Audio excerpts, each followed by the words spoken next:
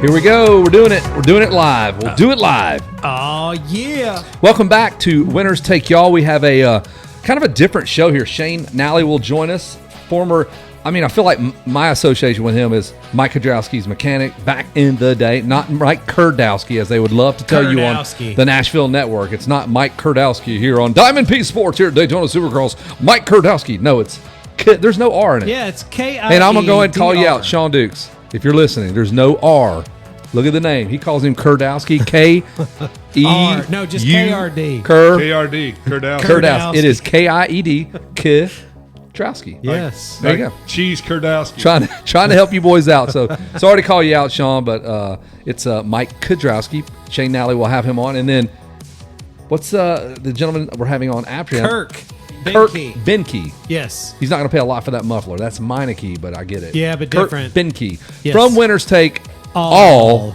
Pretty much had a low-key role. We'll get to that in a minute, but he wound up in a pool with a half-naked blonde that everybody in that movie would love to. They wish they had that part. Sure. Yeah. So we'll get a good part to have. We'll get to all that, but first Shane Nalley, and we'll dive into Shane as the show progresses. But you were just telling me some stuff he rolled right up into Geico right before it folded, for lack of a better term, and he was helping out the Lawrences, and he's had his hands on a lot of dudes. Had a lot of time spent with James Stewart. And I don't mean that like Epstein Island. No, none of that. In a good, positive way. Yeah, good let's build a pro motocrosser, a relevant current motocrosser or supercrosser.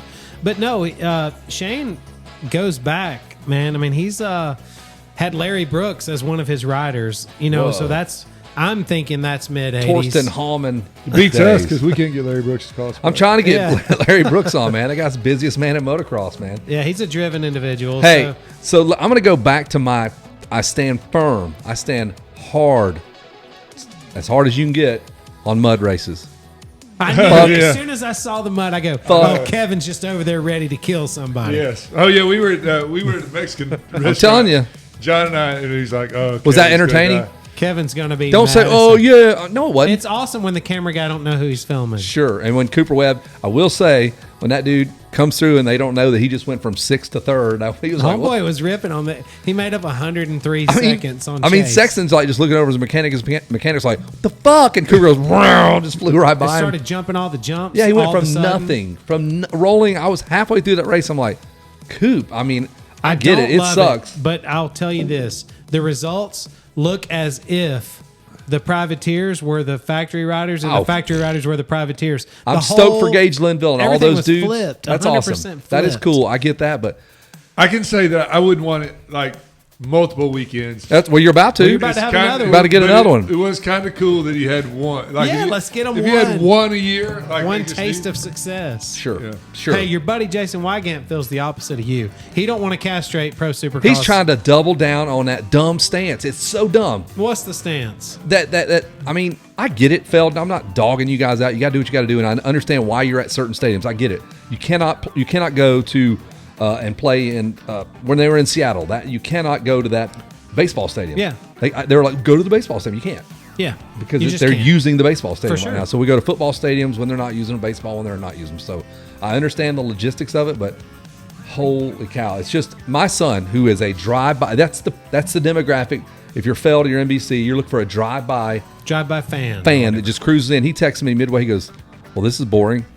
They're going like 1 mile an hour.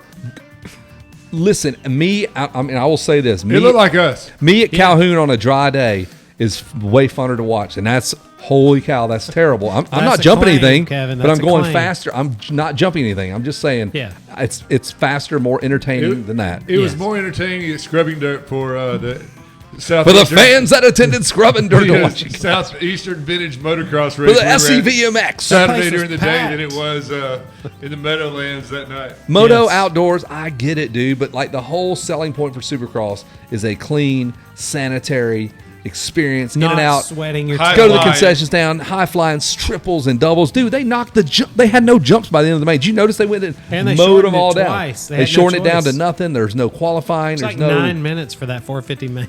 And I get it. They had to do what they had to do. From a fan experience, You cannot tell me that okay, if it's that good, if you love it so much, why do we not go? Why are movie theaters not open air? Just fucking rain on my face and my hamburger while I'm watching Top Gun 2. Why did the drive-in theater not make it? That's because it's not comfy and cozy and warm and awesome. Like and buttery.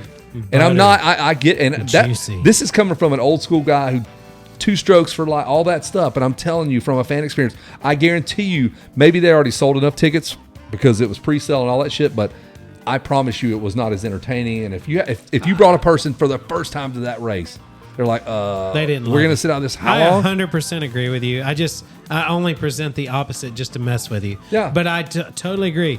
It was like the 40 week before, degrees. like 2 weeks ago, it was fucking racing was amazing. But it was 40 degrees. 35. It was colder than that by the time. Imagine sitting in there the 30s. John and I were watching at a restaurant on my phone, so we really couldn't see. I couldn't see the crowd, so I didn't know what. Yeah. Dude, they were in ponchos, and there was like half of them were scattered, and probably underneath there just pounding down like cut waters. 7 people there, yeah. Trying to stay warm and not get like.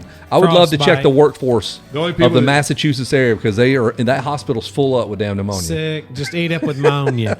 The only people that COVID, stayed they probably restarted COVID. You bunch of bastards. Yes. That's probably what happened. The only people that stayed for that race were the ones that didn't have a ride until later. Yeah, they had no way to get home. Yeah. Nick did the press conference again, so props to you for. Did you really pull that off? There. I went to bed, man. He got in on the press conference Nick, and asked. Hey, that was after Nick racing like 17 classes. Yeah, let's. So again, I'm gonna stay with my stance on mud races, like a decent mud race where it's a little technical. I get that. I'm cool with that. Sure, that shit was. Man, that was a slog. That was the worst one I've ever seen. That was, and since Anaheim when everybody's bikes blew up in 05 when we went to that one. Yeah, it was that bad. Even that wasn't fun though. I was there and I was like, I get bummed out. Yeah. Whenever I pull into Loretta's after like just down from the hotel, I drive in. I'm like, they pushed all the mud off. The place looks like shit. Yeah. And I hate that. I just hate it for them. And I know how much work they put in. And I guarantee you, those dudes are still pressure washing right now. Oh god. The damn Tough Lock dudes. Tough Lock covers, man. I said that to Red. I go, dude, somebody had to sit there and hand wash these things. Oh, what a mess. What a terrible I would have job. quit that day. That I'm out. I was a dude. Tough Lock pressure wash guy. I'm like halfway through that race. And I'm that like, stadium. What in the crud do you do with that floor? You have to wash it. You can't just sweep it. Well, I mean, you can't just shovel it. They push it off, and then you got plywood. Then then what? Then it goes down into that beautiful Tom Brady field. It's something that you've got. Tom Brady's weather sucked. I texted Wygan. I said Tom Brady's weather sucked ass tonight. Tom Brady, bring that 28-3 up. He's terrible on his weather. Bitch ass. Yeah, exactly. But no, so Nick, you rode 6 classes. 5 classes. 5 classes. Started the day with a 45-minute moto. Hell yeah, you did. Not even. Ain't even saw the track. And of course he wants to do it on the crappiest motorcycle of all. The XR? Yeah, I did it on the XR. Hey, how did the XR? Do you rode the one I had, right? Yeah. After we filled it up with oil, bent the shifter out from under the frame, fixed the rear flat tire. Like, you could spend a moment with this child and say, hey, boy, when you're holding it wide open up the road, she burns a little oil. Good to know. Let's check the oil before we ride. I pull that dipstick. I'm like, oh. So the shifter was jacked up, too? It was up under the frame, dude. See, I didn't know that. I'm like, what the crud is? How does he shift in gears? He might just have been left in first. Luckily for me, John got it before I did. Yeah, because Nick would just keep riding it like John that. had prepped it. Yeah, me and Caleb did 2 peas in a pod. I was over there. I was like, God dang, this air filter looks like solid, like straight up plastic. But there's no way for air to get through. Honestly, I couldn't tell the big difference other than it ran pretty much all day to the one I rode before. But before he goes to the gate for the 45-minute moto, and immediately I'm like, well, Nick should be taking off any minute. And I'm like, why is Nick over here? What are you doing back at the trailer? It won't crank. I'm like, oh God. Really? But he rode it to the starting line. Yeah. I did notice that. If it gets hot and then you got one good kick after it's hot, you better do it then or you're going to have to let it cool down or whatever that is. Off. We did all the We're talking about the 86 XR 250. And what else did you ride? You rode the 86 125? 86 XR 250. I rode that in the GP and the 2x4 class. Which David Keith calls it the pressure-treated lumber class. Yeah. We don't really know why it's called the 2x4. So then I rode the 86 KX 125 in whatever class that was. Melted it, by the way. I melted the motor. He didn't come back from another moto. I'm like, where the heck is Nick? Really? 20 feet before the finish line. You Ryan Hughes it, baby. It just melted down. So take no prisoners. Melted that one down. Take no prisoners. Then I rode the 95 CR250. Ripping good She's starts on that, by the way. Bulletproof, baby. You had that handled, right? Yeah, that bike's good. And then I rode the Some KTM modern- 350. yeah, modern class. I love it, dude. Everything like, He's like back to back to back to back. He doesn't even care. 9 motos. and you never have a chance. No bike is even similar to even adapt to. Yeah. Well, you know, the 86 125 is very He's just akin 9 to motos of- your 450. There's no- Which really screws Yeah, you they up make on the no starts. sense. I bet. Like the rest of it's okay, I bet you have to remember. but the starts are what kind of Yeah, like what gear? because the clutch is different on all of them. The 125's throttle's first different. You know, and speaking of the start, Jake, our man, got a great shot of you. that and is the best looking thing that's ever happened to me on a dirt bike. Nick Thank you, looked Jake. ferocious on that. He was all That- amped up, and that dude on that Caprice Classic 250R, and that thing goes, XR2. brrrr. But that and when was it lands, it 19 goes, horsepower. "Koosh." And you know what? Listen, I don't even know who that guy is. He put a comment. Is it So Gary Richardson or something? If Yeah. he listens, he did get a jump. He did. But the reason he got a jump was because that gate is like this, and he had one. Oh, he had the low some of one? the gates And are there 1 were inch off there the were a gate. couple of those guys that said, "Hey, when they turn the car sideways, Just I'm go." going." Yeah. Okay. And he was one of those guys. That's why, like, he jumped his gate and wheelied over because they weren't waiting. I think, man, I mean, as big as you are on an 86 125, probably it balances out on the cheater gate Yeah. with the XR and all that kind of going into play. Oh yeah, here.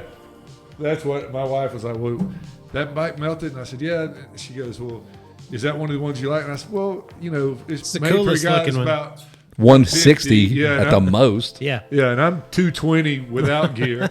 So Yeah, we're talking that's- 235. Yeah, Yeah, it's 15 pounds of gear minimum. Hey, so what's up with that jersey you're wearing? Let's talk about this jersey. I If don't you're know. not if you're I not just- following us and watching us on Instagram or on on YouTube, which is where our shows go, Winners Take, y'all check this jersey out, dude. The Is there elusive. something to it. I just got it out of my closet earlier. I don't know. Oh, really? You just picked it up on eBay? Just something you got at Kohl's. A nice hand Bought it vented at the airport on the way here.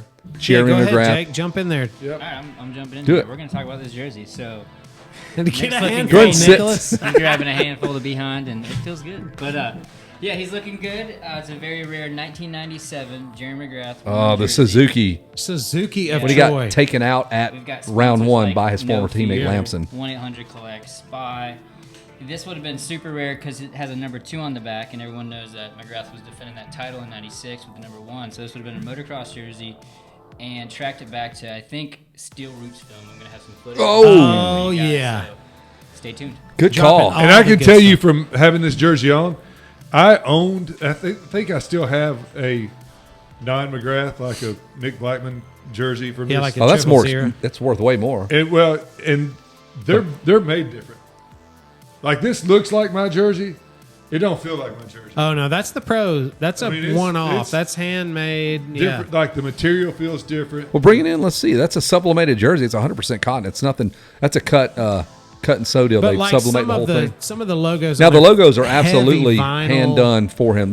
That Spy logo, like you said, and the whichever the other one is on over there. That's bulletproof. If you hit Oh yeah. Yeah. That- no- Yeah, no fear in somebody that Spy Throws one. a bullet that way. You're good. Nick will survive. super thick, like to race with that, and that is nipple height. That would cheese grade your nipple right Collarbone. off. Yeah, you'd be protection. all about some. That Spy Band-Aids. jersey would smoke your nipple Yes. in an outdoor national. Oh yeah, absolutely. Look at that. that heavy like logo. Unless you got like slice low it. hanging tits, No, it would get your nipple. depending on where your for nip. sure. No, Big it depends hanging. on how. Jeremy may have low nips. Maybe I don't know. Yeah, maybe they was like I know it ultra would like saggy. super protect you there, but here it just tickles a little bit, and I'm kind Yeah, of it's exciting when you're in the right temperature without sand down your shirt. yeah. Get it up. Throw to some temperature. sand in there. Yeah. Throw some sweat in there. Some fatigue.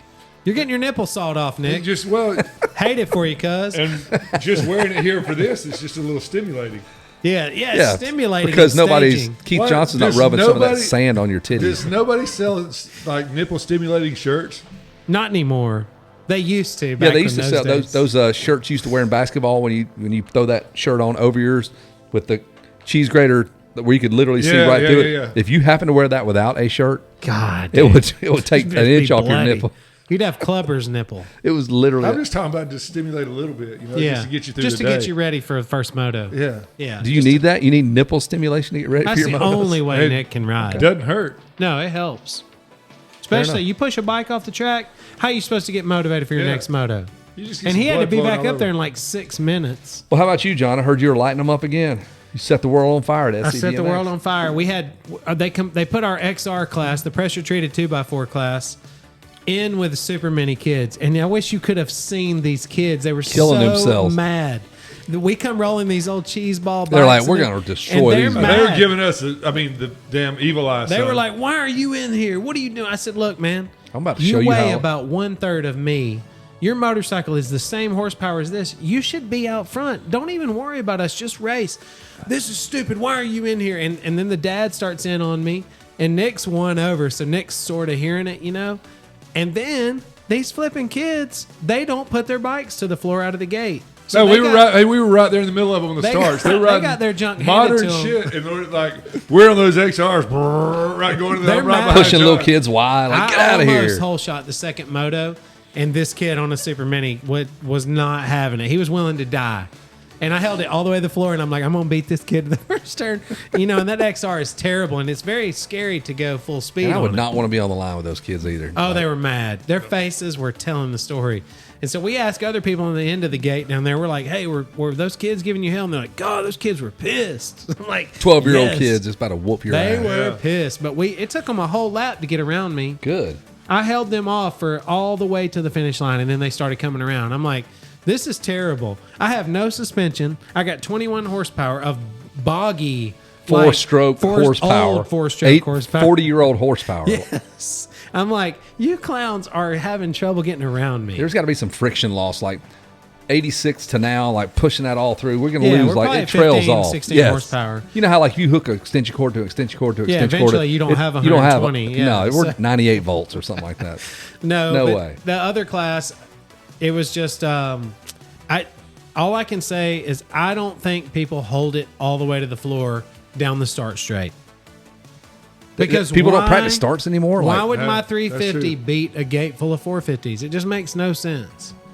But I just well, you're a pretty good starter too. I think reaction has a lot to do with it. Technique. historically I was a good starter, but I They're don't all practice. fast. You it. gotta too, brag, dude. So I'm not trying to brag. Historically, I got See, good hear starts. that? That's the only reason I did decent over the years. Historically. But these days, History. He's talking about but some of history. these local races, if you get look a at good the start, archives, the it's- bike it's like- bike would come out, pop a wheelie, go sideways. Blah. I'd have to let off, Chop pop it. the clutch, and then I'd still beat them to the first turn. I'm like, what are they doing? Why? Some of these people though, if you get a better start than them, they never try to pass. I'm it. actually dolling that up a little bit. I'm not dead serious, I but know. basically, I just floored all the way, and most of the time it worked out. So Hell yeah. it was a fun day. We had a fun day. Yeah, I mean, it was a really it was fun day. packed. We So got to Nick the finishes gate. that day. You do Supercross. You do the press conference. press conference for us that night. You At asked a couple near good midnight. questions. Yeah. It was. And then he gets on a plane, and he just got off a plane from that plane ride Yeah. where he's been skiing moguls, nothing but moguls for 5 straight days. on the 000 slopes. He has Black slopes Diamond named moguls. after him. Yes. The Black 000. The 000, and then he went to The Legends. Blackman Diamonds. Yeah. Wow. Platinum, Double Diamond, 000. You live a charmed life, man. He's got it That's going good. on. Homeboy, he just came from the airport straight to here. I literally came straight. Man, from the oh, airport. Jake, Wouldn't yes. be a show without some fire. Hey, what about the me feeding that bird? Dude, I saw that. Nick just holds food up there and birds And a just bird land comes on and him. takes it out of his hand. I'm like, oh, of course. We were I sitting mean, there. the guy gets into the weirdest He's shit. as tall as the birds, though. Yeah, he's There up in the listen, sky with them. They're used to Yo, having what's him up, around. man? I mean, we're at a ski resort in the wilderness, right? And so they got this little bar. We stopped there, get a little something to eat and a drink on the and then go back out skiing. And so I had like the bun from my bride or whatever, and I'd flipped it over to this table, and the bird came right down to it. And I was like, damn, You're gonna eat that? Yeah. And so I was like, he came really close to get that. And I told Stephanie, I said, I can feed that bird. She's like, what? And so he flies. It's like I thought you were gonna catch a falcon because all he does is hold his arm He like does this, it and I'm just like, he's like Jack or 5 whatever. minutes go by, the bird comes back, and I just hold my arm up like that. bro, And he your just wife just cracks up. It was perfect. lands on my hand. I figured he takes was it. like doo-doo on your head or something, but Something. he didn't do any of that. Well, when he landed on my hand, I was thinking, he's going to bite me or shit on me or something. It was beautiful. It was so fake looking. I'm like, all right, there's a guy over there.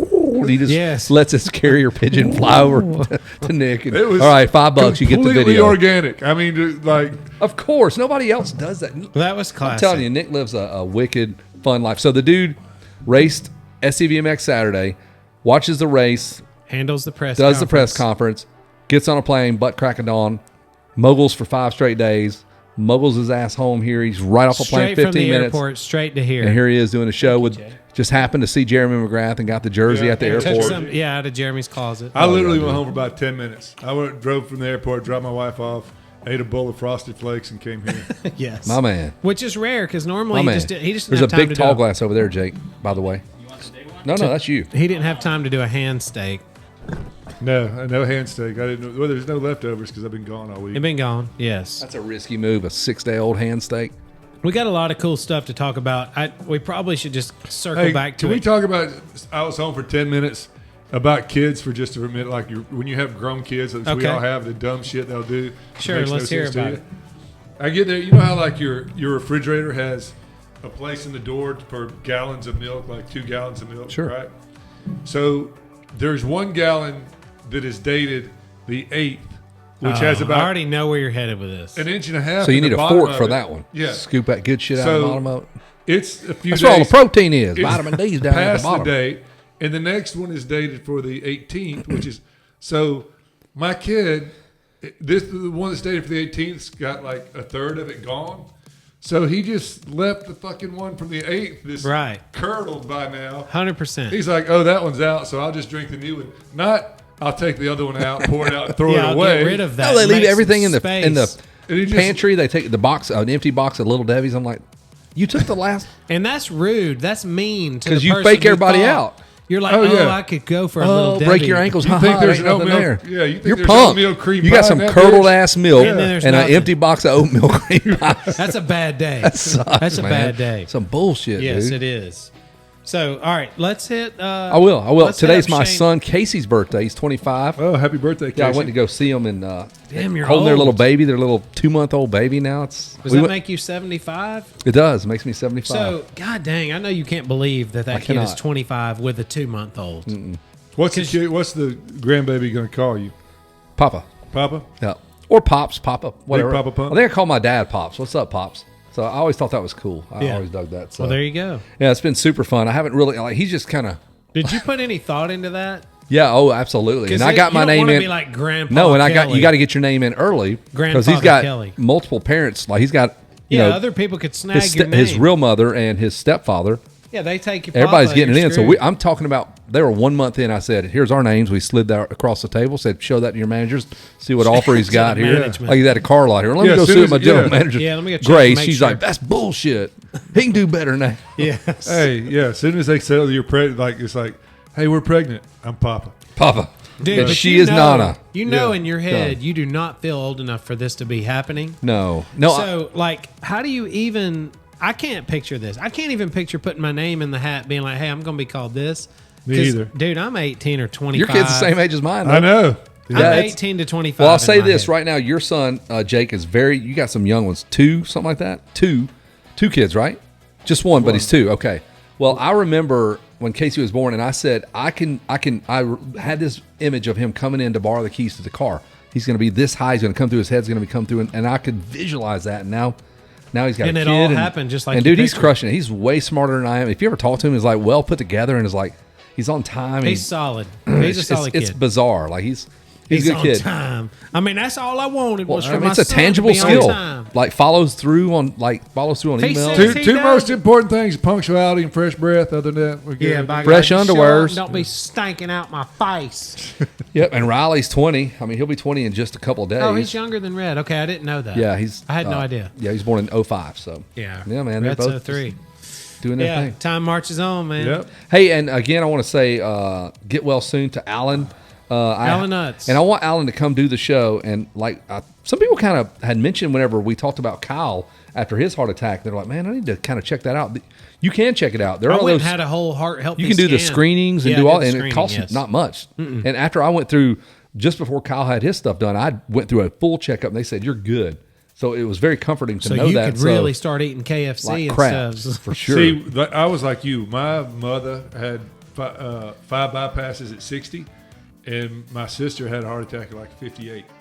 And so Kyle was 46. yeah, Kyle having that heart attack, whatever he is now. So I went and got that whole like Yeah. calcium scan and all that done because Just to make sure. I mean, well, I would have bet money that because of my family, I was going to have hereditarily, Like, you're going to yeah. They're never genetically. going to come in and say, "Hey, you got at least 25%. It's genetically, but it's also choices. Yeah, and but you make good choices. They came in And the genetics will reach up. Some uncle will, some weird ass way, he'll pass this thing through to you where you'll pick up that thing. Because I should have the same thing Kyle would have, you think. I probably got it from my dad's Right. side or something. Yeah. You know, My dad was fully blocked when he went in, when he was just not feeling well, had a UTI, which is why he went to the hospital. He was 100% blocked in 3 out of the 4, 95 in the other one. They said, you cannot go anywhere. Yeah, he was like, can I just go home for a few days? My garden's whatever. They're like, sir, yeah, you'll you're going be to die dead in your garden. So he didn't even know. He was just tired. But so I say all this to I want Alan to come and join us and tell his story because men don't do a good enough job. Nah, and we always think the doctor told Kyle. Typically, men, especially when you're out of town by yourself, you're like, man, I don't want to go anywhere. I'm in a hotel. I'm by myself. I'm just gonna. I'll wait until the morning. And she said, if you had not done exactly what you did, step by step. Not Alan, Kyle. No, Kyle, I know, sorry. You're like people stay in hotels by themselves Kyle did out of town. out of town, unless you have That's a women thing? that travel with you. Here he goes. That's Unless you have a you're harem of saying- women in Huntsville, Alabama. No, you don't when you get to Huntsville, but you line it up. Oh, Okay. so you put All right, listen, I just didn't know. I'm sorry. You Yeah. start at you make typically the when you're plans. married, you try to kind of trim all that back. But I know you know that you're just back when you were his age. I was just, I don't know. It was just Yeah, weird to me. Sorry. back then. Kind of back freaked in me the out a old- so little bit. Stephanie, when you're listening to this, he's totally kidding. Look at She his ain't face. never gonna listen. Amanda The has one never show she listened. listened to, Yeah, she's like, this'll be the what? one. It'll be somebody she knows. That Right, listens he to cuts it. up and I says, do this. think it's worth having Alan on. Men downplay feeling bad, feeling tired, having symptoms. Oh, it'll be fine. it'll be fine. You don't. And Alan fortunately got there in time. And dude, he's a lot of people don't needed. know that you have those. Like I told Wygant after when I told him, I said, hey, Kyle had a heart attack. He goes, what? And he blah, blah, blah. And he goes, man, I need to. He goes, where do you go to even? I said, there are places called Lifeline screening. You can do all kind of, just cruise in. They'll do a sonogram on your neck, check for blockage. It's pretty simple. It's not invasive. They don't run stuff up in you. I think that Lifeline thing, and I haven't been to that, but I think they give you like that free one scan, and then they upsell you the rest of the scans. Probably do. Which is fine. I don't even care. I I told don't. him I was in I there. don't. I don't care whatsoever. You're there, you know what so I mean? what's a couple more? But just know it's going to cost you a few $100. Yeah, for Sure. that free it's scan. worth But it. for though. If you peace thought of you were mind. going to die, or you could pay $200. Sure. Here's my $200. You know Yeah, what I mean? hell yeah. So if you feel a certain way, if you feel dizzy, and there's certain things like I know as an EMT, like If just you've had an erection for 5 hours or more, your heart's working great. yeah, but Hey, man, it's I don't working think it's awesome. supposed to do. If I have a 5 No, hour well, that's erection, a wiener thing. everybody knows. Somebody's getting it. Yeah, hell yeah. yeah, Everybody in the tri-state area will know I Nick would has try- a 5 hour erection. I would have called y'all by then and been like, Come over, man. I need some help. Dude, I need What some am help. I doing with that? it don't matter, Kevin. The homeboy needs help. I need Yes. help, man. You just- said you're you'd a be there for friend or me. You're not. And you knew the minute you signed up. that You're getting, by you're God, taking if care of he- this if 5 hour erection now. You knew that this was a possibility when you signed up. I did to be not my know friend. that. Did you see that on those commercials? They'll be like, if you've had an erection for 5 hours. I'm like, If you've had an erection What for the 5 fuck? hours, more than That- 5 where are hours. you at? What That is would start causing hurting. That, Oh. the funny. I can like hear the the joke of that one the time. heart in the my valve ear. like kicking. Yes. We had this friend one time that was she was single and really funny, and the commercial comes on and it's like, if you have an erection for more than 4 hours, call a doctor. And she was like, shit, if you got an erection for 4 Call hours, me. call me. I knew it. I knew it. She was I it knew was it. hilarious. All right, let's call Shane Nalley. All right, I'm I telling texted him. No, I texted him. He okay, knows. perfect. Mike Kurdowski. Hey, And if we you're heard just that. texting back and forth, that's not going to be good on the show. I know. No, Oh, You're man, just when he asked texting. me, oh, he said this. It was real funny. I told him it wouldn't be us if we weren't late. 100%.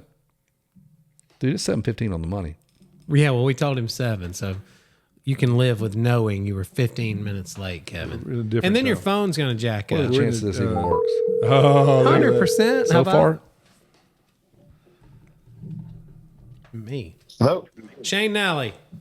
Great. Hey, it's How's it John going? Watkins, man. How are you doing? I'm good.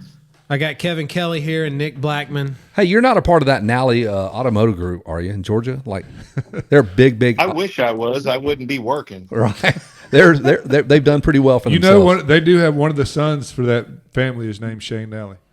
Oh, yeah, you told Oh, me really? this. Yeah, they have a Shane Slater and something else. Well, I'll try to squeeze in on that wheel. However Yeah. you got to do it. Yeah, dude. Shane, you need to just get in line over Yeah, you there. just go, but you just need to show up and say, hey, I need to get a check. I'm Shane Nalley. Here's my ID. It's my ID. See me. I was first aware of it watching at the movies in 1978 at Smokey and the Bandit. Oh, what What? an epic movie! Wow, to I didn't know see the in Nalley theater. group was around back then. That's Yeah. awesome. They would have to be, man. It was in the background, I think, on one of the signs at the racetrack or something. Yep. How God, about that's that? awesome. Nalley Chevrolet. Yeah, back you would then. have spotted that just because your name. So yeah, that's Nalley epic. Chevrolet back there, they were around forever, and I think that they had a Honda dealership, one of the first Honda dealerships, because Oh, wow. Nick's a car dealer, Shane. So I was there with Okay. one of their stores one time, and they had whatever the first year of the Honda Civic was. probably 72. I think Way it was a over. 72. It was 72 or 73 Honda Civic that had like 0 miles on it. They bought it, and the guy just left it there in the showroom. Had 12-inch tires on it. Yeah, It was hilarious. those. My cousin Brian had one of those. You can buy those at Tractor Supply. Yes, you can get Yeah. them at Tractor Supply with a some 5-horse Briggs. landscape trailer wheels on there. Yeah. Hey, so first thing before we get into this, I want you to spell Kedrowski and say it so that Dave Stanfield and every moron that have ever emceed his name, They butcher it. and go for it. Yes. Kiedrowski. I'm the one that came up with his nickname because people would butcher his name. Yes, It's Kidrowski. Kidrowski. kid. No R in there anywhere. Not anywhere is there an Not R. the first half of that word. There's a in the middle, Way but back, yeah. not up front. Yeah, Kurdowski. Dude, Ah. he said it perfect, just like the broadcast. Yes, Kurdowski. Kevin's bad to pull on YouTube about 2 a.m. and hit mute. But one time he pulled YouTube and started running races, and they're just going, Mike Kurdowski. And Ron Titchener out of Palm Harbor, Florida. I'm like, dude, I love that they also the Kurdowski. It sounds like not even close. WOWSK. You know what I mean? yeah, like yeah, it's there's no all I. jacked. They there's- screwed every bit of it up. That's so good that you saw the need, you saw it, and you fixed it. well, MX Yes. Kid stuck, So- Shane. So the funny quick story is I made it to Loretta's in what year was that? 1986 maybe. Now, when you say made it, And- you qualified, right? Is that what you're saying? I qualified, Hell but yeah. I was in the C, Who and I cares? was terrible. So was McGrath. And I honestly, I got there and I did really well at the qualifiers. My regional was at Troy, and I believe the last moto in the mud I won. Oh, And the funny thing is, and I think I got third at the regional, so I felt pretty Strong. good. And That's good. the two guys that beat me were like top 5 at Loretta's. But so I get there, and I was so stoked to have a bib that I didn't even want to race. hey, there's a lot Because you didn't want to get it dirty? Right. And I was just like, hey, I thought I made it, right? So that was pretty funny. But the story I was going to tell you is the whole time I kept hearing about this Kurdowski guy. And so that was the first time I had ever heard his name. That and was- I thought, what a wonky name, right? Kurdowski. Yeah. And then my second introduction was I was with Larry Brooks at the time, and we were at the Supercross track at Cowie there on the 15th, Yep. and some guy named Kurdowski was out there, and he jumped. We used to have this jump called Kong. It was massive, right? And he jumps Kong, and he lands on the side of it and flips over the bars, and I'm like, who let this dork out here? Like, I was like making fun of him and stuff, and then a year later, I'm working for him, so that was kind of funny. What? That tends to happen, right? Like you always, life has a way of coming right back around on you, man. So I think that was a good exchange, though, right? I mean, you're working for Larry. That's probably 86 So, or yeah. 7. So first, I started with Turpin, and What? just Yeah, by I pure- meant wait, to, hold I on, meant to hold- tell you this. hold Kevin. on. I'm sorry I didn't So tell you we this. are. I'm part of the children of the Turpin discipleship because he's from Georgia. He was the baddest dude that we knew of. Okay, so tell me about your affiliation with Keith. So you talk about the most unlikely story in the history of stories. I'm working with I just got out of high school. I'm working with my dad. He was always in construction and stuff. And I was like a bad B rider locally in moto. So I'm right, but got people liked me. I don't know why, but so I was riding for a dealership in Attica, Indiana. I mean, I grew up in Indiana, Yep. and they gave me some sort of sponsorship, and I had a couple Suzukis, and they invited me up to a dealer show.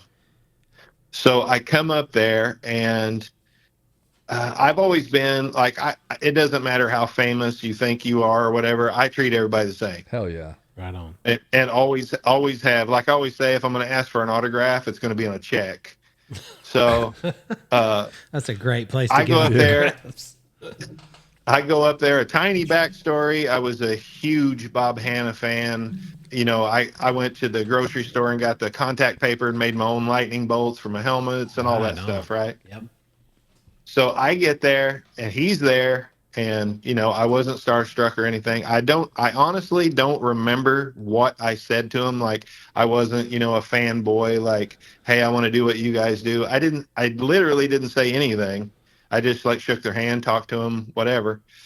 I go home, didn't think nothing of it. A week later, my mom's like, hey, these guys from California are on the phone. They want to talk to you.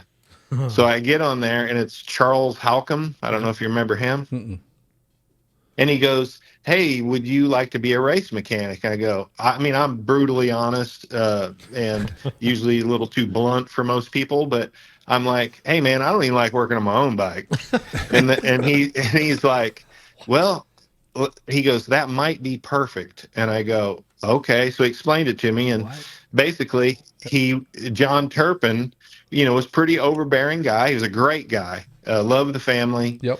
They took me in and treated me like I was one of theirs. So And you knew Todd Neal then, huh? Who was that? Did you know Todd Neal, one of Keith's friends? He was a little bit younger than Keith, maybe a year. I don't know if you ever wrenched on him. He was just behind Keith on Cowies. But anyway, back to your story. Sorry. Yeah, no problem. So then it worked out perfect because John wanted it done exactly the way he wanted it done. And so I go down there, and basically I was under his wing, and he was great to me. And so the story behind that was he had quit about 2 weeks before because I think they were in Dallas, and Keith racked himself, and he quit the race. Oh.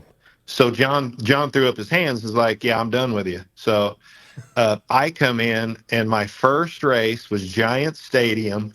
And we go there and we win. And I'm like, man, this stuff's easy, right? So your Piece of first cake. professional mechanic 1-0, job, baby. you win the race. Yep. And Yeah, he you're lost skewed. the championship by one One point. point. Yes. Were you with him to Yep. get it, or did you jump over to Kudrowski after that when he finally did get it? He beat Tishner.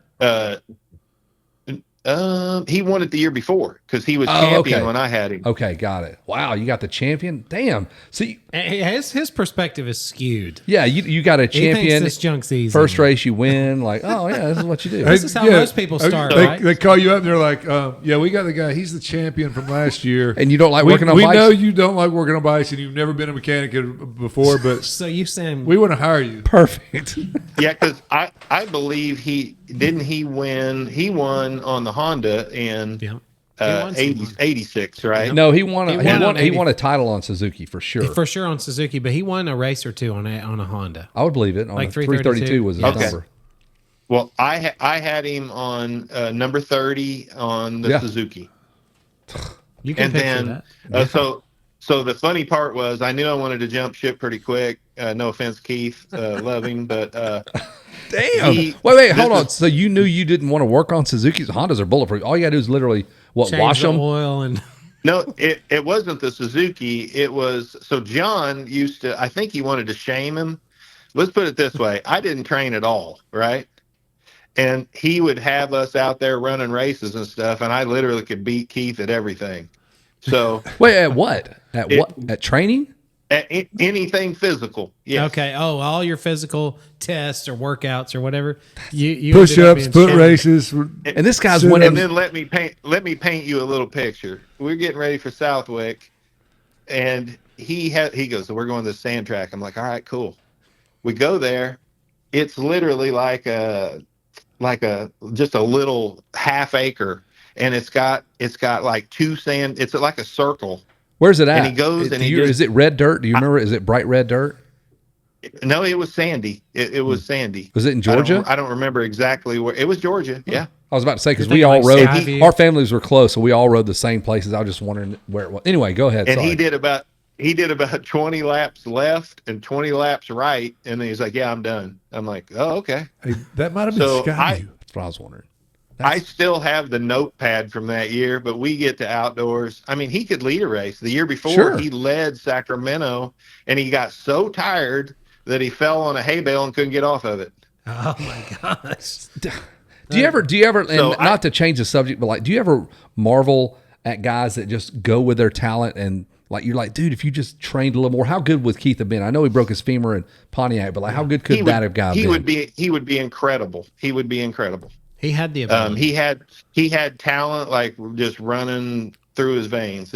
Like especially Supercross. I mean, he could ride outdoors, but like Supercross, he was a natural. I mean, you could say the same thing for a lot of guys. You know. Yep. Yes. But so I knew, probably not even a few races in, like, okay, I'm probably going to be looking somewhere else because I think differently. Like even at 18, I go to bed at 8 or 9 o'clock. Like I'm probably the most boring person ever. I don't drink, smoke, anything like that. And I get like real laser focused, which helped me in that sport. For sure. So then during that season, I met Larry, and he said that was the year he was on Hondas, and remember he won a couple nationals. Yeah. Hey, was he still wearing an open face helmet? Yes. God, one of the last Larry, guys. he was intense, Larry and Jeff man. Ward were the two last holdouts. Yes. Was he wearing Torsten Hallman gear too? Yes, that was my year. Hell yeah. So I get with him, and that was actually a backdoor Kawasaki factory deal through Pro Circuit, and so I did that season and got him his best number. That's another thing. I always judge mechanics by you can wear the knee pads if you like and get with top rider to top rider, which I don't do. I judge guys by how did he do with the guy that no one expected anything out of. The biggest bump you got. For sure. So Larry, and again, the family's tremendous. Like I loved his dad, mom, his sister was great to me. Like they took me in. They were great people. And that year went pretty well. I got him his highest number he'd ever achieved, which was number 12. Yeah. We were the top non-factory 125 in the outdoors. So he had a good year. I think he was maybe fifth overall for the year. What does that pay a guy like you back then? 5th place. Oh my God, that's what's hilarious. 28.5. So I started with I was going to Keith. guess $18,000. I started with Keith for $150 a week. Yeah. And I had to eat out of it. I think I was making $214 at Six Flags at that same time. And then after 2 weeks, they saw I was legit. And I think they gave me $175. Yeah. So we're doing 175. And then Larry was giving me a couple of hundred, and then I probably have a funny story on him. Let's hear it. So I was a workhorse, and here's why I really enjoyed working for Larry. The dude could tear up an anvil, right? So I actually learned more about the motorcycle with the year with Larry than I ever did. Because he blew the shit up and destroyed it. Yes. Frames, Dude, wheels, grips. He would destroy wheels. Everything. So good. But I knew right away too, again, that this is not going to be long term because, no offense, but he was a partier. But then he'd come to the races and be as serious as Rick Johnson. For 8 hours. For 8 hours. So meanwhile, while there's parties at the house, I'm actually, my nickname was Shut the Door Man by his buddy Carlos. Because I'd be asleep. I'd be asleep at like 8 and they're out there partying, You're like, shut the door. Can you keep it down? I'm trying to sleep. I got to build top like, ends shut tomorrow, the door, Larry. man, anytime someone comes in. But I guess the lucky break was Larry used to ride with Mike a little bit, and Mike was a Team Green kid, Yep. and Mike's like, "Oh, do you mind if I try your bike?" And he liked Larry's bike so much, he started talking to me like during the Nationals. How old are you at this very moment? Let's see, I would have been 19. And what year was that? That would have been 1988. All right, so you're only like So, 2 years older than my- me. 56. So How old are you? 50. I'll be 58 on Monday. Oh, happy birthday. Yes, happy birthday, Yeah, Shane. thanks. Anyway, We got to Again tell on, you now because we're going to forget on Monday. Okay. Thanks. Okay. My Larry story, though, which you guys will like, is I think I'd come from Sacramento probably to Axton, Virginia. And he was working with Gary Bailey. And I get there, I'm freaking exhausted. I mean, I don't know if you knew how hard it was back then when you drove box fans. yeah, let's talk about that because there's one of our questions from one of our guests, like talk about how easy it is to be a mechanic now versus then when you had to drive that shit across country and all that. So continue your story. But I mean, I know it was tough, but you were making like 175 yeah, a you're week. making 200 I mean, a week, bro. So don't Yeah, come I mean, bitching at us. Yeah. I think I was probably making 250 with Larry, which Get I was some. styling, you know. Hell Yeah, yes. yeah. I was getting those rat CDs and all that all the way across the country. Tapes. Are we doing rat tapes? Continue. Yeah. Oh, yeah. It was cassette tapes. There I you go. forgot. It was probably pre-CD. Let's Yeah. settle down here. CDs and cassette Those are tapes. $13 at like Turtles. Yeah. service merchandise. But yeah, you were saying about how hard. Yes. So I mean, I give you an example. Like I did Hangtown after with Mike on the Honda, and I drove to the border to Reno.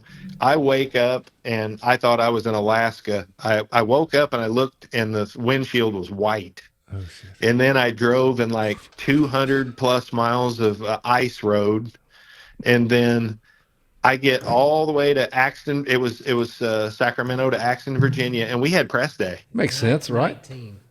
So I mean, you would drive your brains out, and then you had to really work. And plus, this is pre, 25 guys on the team. Like you're looking at the team, the guy driving the You van. are the team. Yeah. So let's set the table now.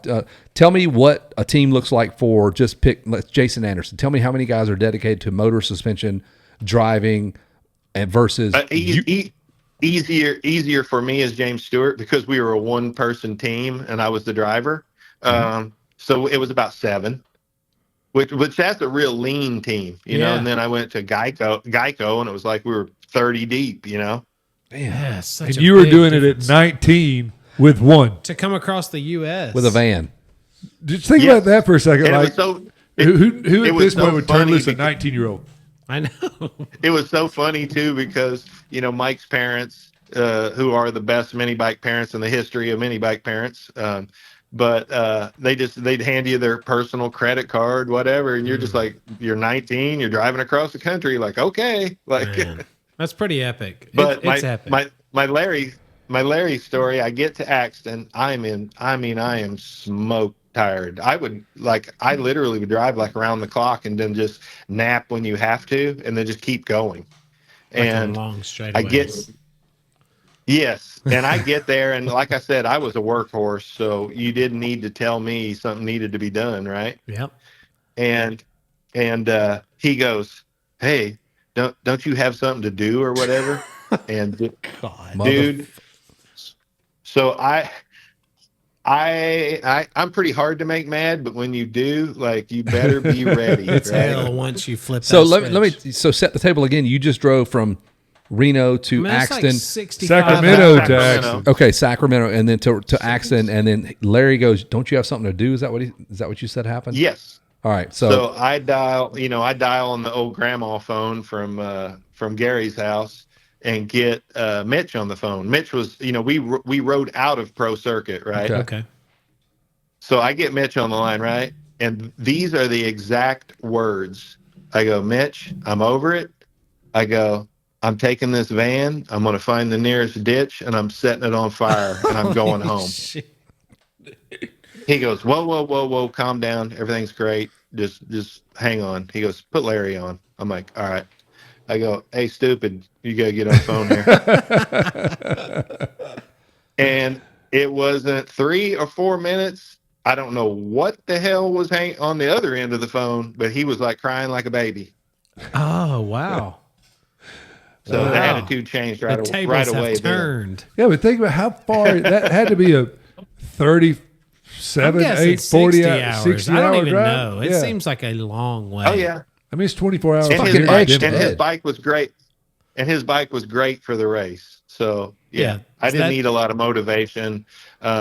And he, he wasn't bad to me, but I was just over it. Actually, at the end of that year, I decided I was going to go home because I was like, man, these guys aren't serious. Like, I'm out of here, right? And then Mike had talked to me about 3 or 4 races, and he finally, I think we had a dinner at Washougal, and he goes, I really want you to work for me. I said, I'll tell you what. I said, you seem like a nice guy.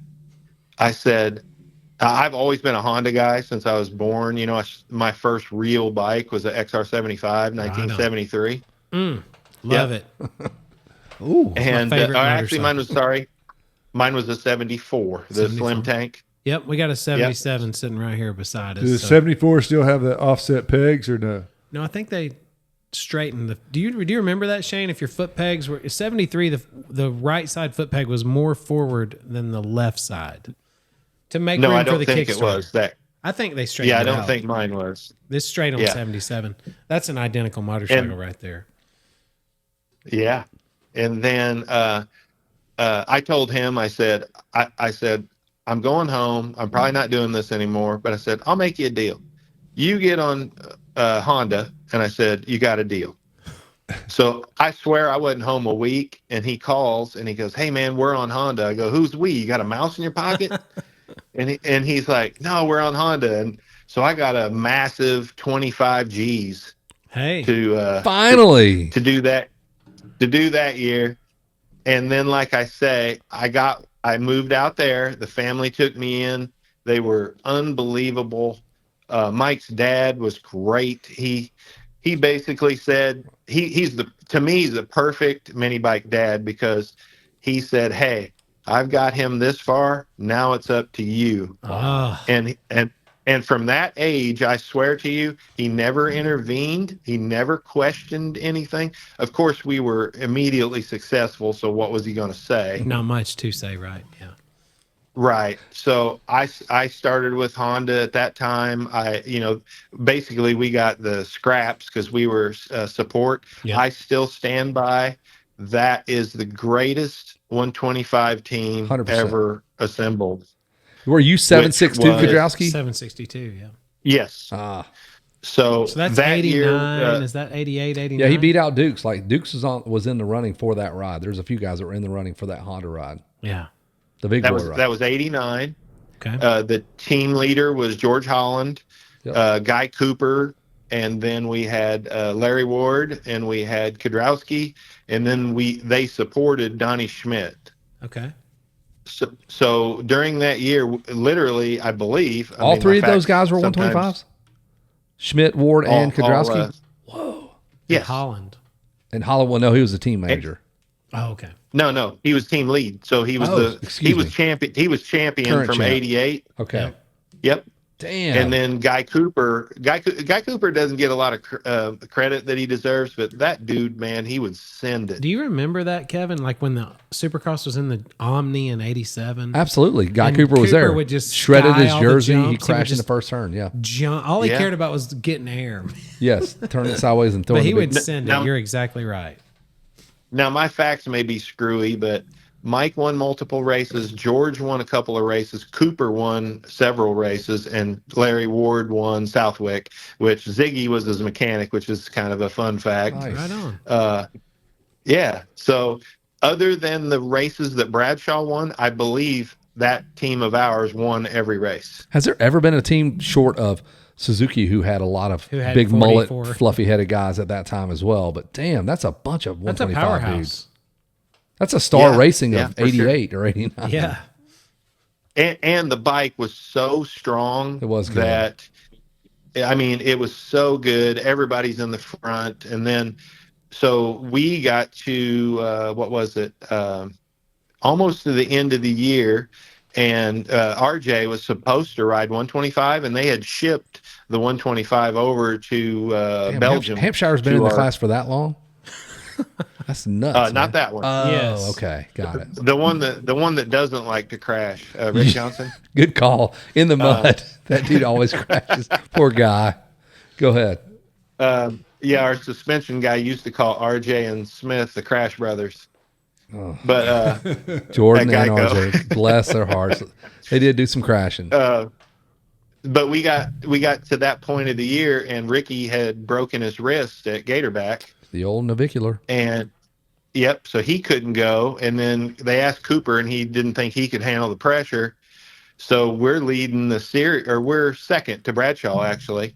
And they asked Mike, so we went, and that was Geldorf, and probably the biggest race I've ever been to. The track was like 6 deep, with the crowd all the way around the track. Yes. That is awesome. I mean, I think that's what those Europeans. I mean, that's probably Germany, right? So how many Geldorf? years in? So are we still Yes. triple digit Kedrowski, or are we champion Kedrowski? Yeah, that's 762. That's What? 1989. He went 3-digit 762. right to the Donations? Yes. I can't believe I don't remember. And- I can't believe I don't remember that either. Wow. And we go 1-1. Stanton goes 1-1, and Wardy goes 1-3, and we throw away his 3, so we were perfect. Was that the year that Stanton had to pass somebody and Bevo was there? No, No. that was. So I got a lot of donation stories. I don't know where if you want Dude, to that's get our into those, favorite but- race. That Yep. is our That is partially why we exist. We love the motocross donations. So I've been 4 times. I get aggravated when I see it now because there's about 25 stage 5 clingers that try to get in the way and stand on the podium and all that crap. So Wearing their USA they're gear. lucky. They're lucky they're not in my era because I would have blown them right off the stage. Love it. Yeah. So that one you're talking about would be Valkenswaard. Okay. And 92, another kind of funny thing, mad respect for him, but the joke, everybody is always like, RD's got to be the manager, right? Yep. So long story short, he was our rider liaison in 1989, Okay. but we didn't want to have anything to do with him. Basically at Gainesville, the first race that we won, I always called him a bandwagon jumper. So he tried to jump on ours, and believe it or not, Lunas told him to F off, which I was like, Which is so man, that was unlike cool. Brian Linus, right? He never would say that to anyone. Oh, never, not to anyone. Exactly. So So he says So, that to RD. he did. Not Ryan and, Dungey. and that's the other thing about my era in general. I don't know if you guys were aware, but everybody hates everybody. I got no problem with that. And the funny competitive. thing is, the riders hated each other so bad that if you were that rider's mechanic, you were guilty by association. Yes. So everybody hated everybody. And Honda, of all teams, everybody thought, oh, this is a super team, all that. When I say everybody hated each other, I mean on the team, like Good. Cliff couldn't stand Lunas couldn't stand Cliff. It was Even just- on the It team. seems like Crazy. Cliff would keep motor secrets and stuff. He would hold Bale's engine stuff to the side, not tell, not spread it Well, around. not only that, he would do midnight grinding. Oh, So secretive. you'd hear. secret. Well, hear Nick did him that, out but that's a there totally in the- different. Yeah, My buddy Nick did midnight grinding, but that was I in did a lot of college. midnight grinding too. Had a but lot that of was- Lionel Richie playing in the background. Sorry, Nick. It's a different kind of grinding, though. Dude, I'm we fascinated get with this. Keep going. Sorry. So we get to Valkenswaard, and Raj, is the. So I didn't notice it so much at Geldorf, but I was just happy to be there that year. But the next year, everybody was like, oh, he's the manager or whatever. The dude was at the Belgian tent the whole freaking time. So I'm like, does he work for us? Does he work for them? So then between that and then he got us this special gas for our testing, right? we go to Lommel, which I don't know if you've ever been there, but it's No. like it's like you parked Volkswagens all the way around the track and then covered it in 12 inches of sand. Perfect. Gnarly. So So we Turpin, go- Turpin this would have is done no great kidding. there. Oh yeah. They had 20 minutes practice. Yes. So no kidding, we went through, and I never had issues before this, right? We go there and test, and we had brought, I think Bigelow had packed me 9 pistons. We went through all of them. Oh, terrible. We're bad. like filing ring gaps and all this stuff. I finally smell the gas, and it just wasn't right. So I dumped it. We went to a gas station Pump for gas. the race. At the Motocross to Nations. Yes. We're Yes. running pump gas. And I'm sure everybody else was doing the same thing. Don't act like you had it so hard, right? Then we get there, and then the funny thing was I was so confident back then. I mean, it wasn't cocky; it was confident. I knew the bike inside and out. Yeah, you put the work in. And Roy, who I loved, Roy, just because I could call him out and stuff and talk about all Jansen, those or we times. talking Turner. about Turner? Yeah, Turner. Okay. Hey, boy. I'd always hit him with he could never play poker with me because I could see his tells. Yes. So I loved it because I'd just walk in his office and be like, "Hey man, how much money did you take off Ronnie?" And like I'd just call him out on every rumor that was ever said. Perfect. And it was so funny to watch his lip quiver. And I'm like, "Dude, you're lying." Like it was the best. But you got to think, like, I never cared. Like, that's why I was in and out of the sport. Hell, I left the LAX airport when I was supposed to go to Japan. Like, I didn't feel like he was treating me right on a contract. And he kind of made a smart comment. And I said, "Hey, man, I'll see you guys later." They're like, "Where are you going?" I said, "I'm going home." Yeah. So I went and got on another plane and went home. And who was that? RD? No, Turner. No, that would have been Turner. Roy Turner. But back to the nations. Valkenswaard was gnarly. I mean, Stefan was on a freaking 300 Suzuki, and we did the best we could. But at that one, Bradshaw had a meltdown, and Lunus was there with him, and we basically Stanton had to be the hero, That's the one. and So that's the one. and boy was he. It was amazing. Like he had to pass people, and he made it happen. Like last lap type stuff, right? Yes. Now, just as impressive as that was the 2 years later at Schwanzenstadt, Austria. I don't know about this. So McGrath had a Sunshine meltdown, and he did terrible. Like it was a really fast track, and Jeremy at the dinner afterwards, like he was asking Mike, he's like, "Dude, I don't know why you like to go fast like that." He goes, "I don't like it." Is this 94? This would have been 1993. Because 4 was the year Paul Malin beat Jeff Emig. So Yeah. 93 He's current Supercross champ. That's his first time really on the big bike. for McGrath. Yes. So Yes. 93, we're at Austria, and it basically there was, I think, 3 laps left. And of course, Roy Jansen comes over, and he's like, he has to pass. I think it was 3 guys or something like that to get into position, and he passed 4. But I got out there, and I don't know what face I made, but he said, "Man, I knew you were serious," and he freaking hammered down. Yeah. And that's the famous picture of him doing both hands in the air. Yeah. But MK was a hero that day. Man. Love it. And then MC was hiding underneath the table at dinner, but we were cool to him, and as bad as we didn't like each other. That was another thing I was going to say is it really shows how great his character is, because I never spoke to him back in those racing days. On the same And team. then- Let me get that clear. Like you guys were under these. No, on Motocross of Nations. Not at Yes. that point. They're not on the same team. MC and This is Kudrowski. pre-93.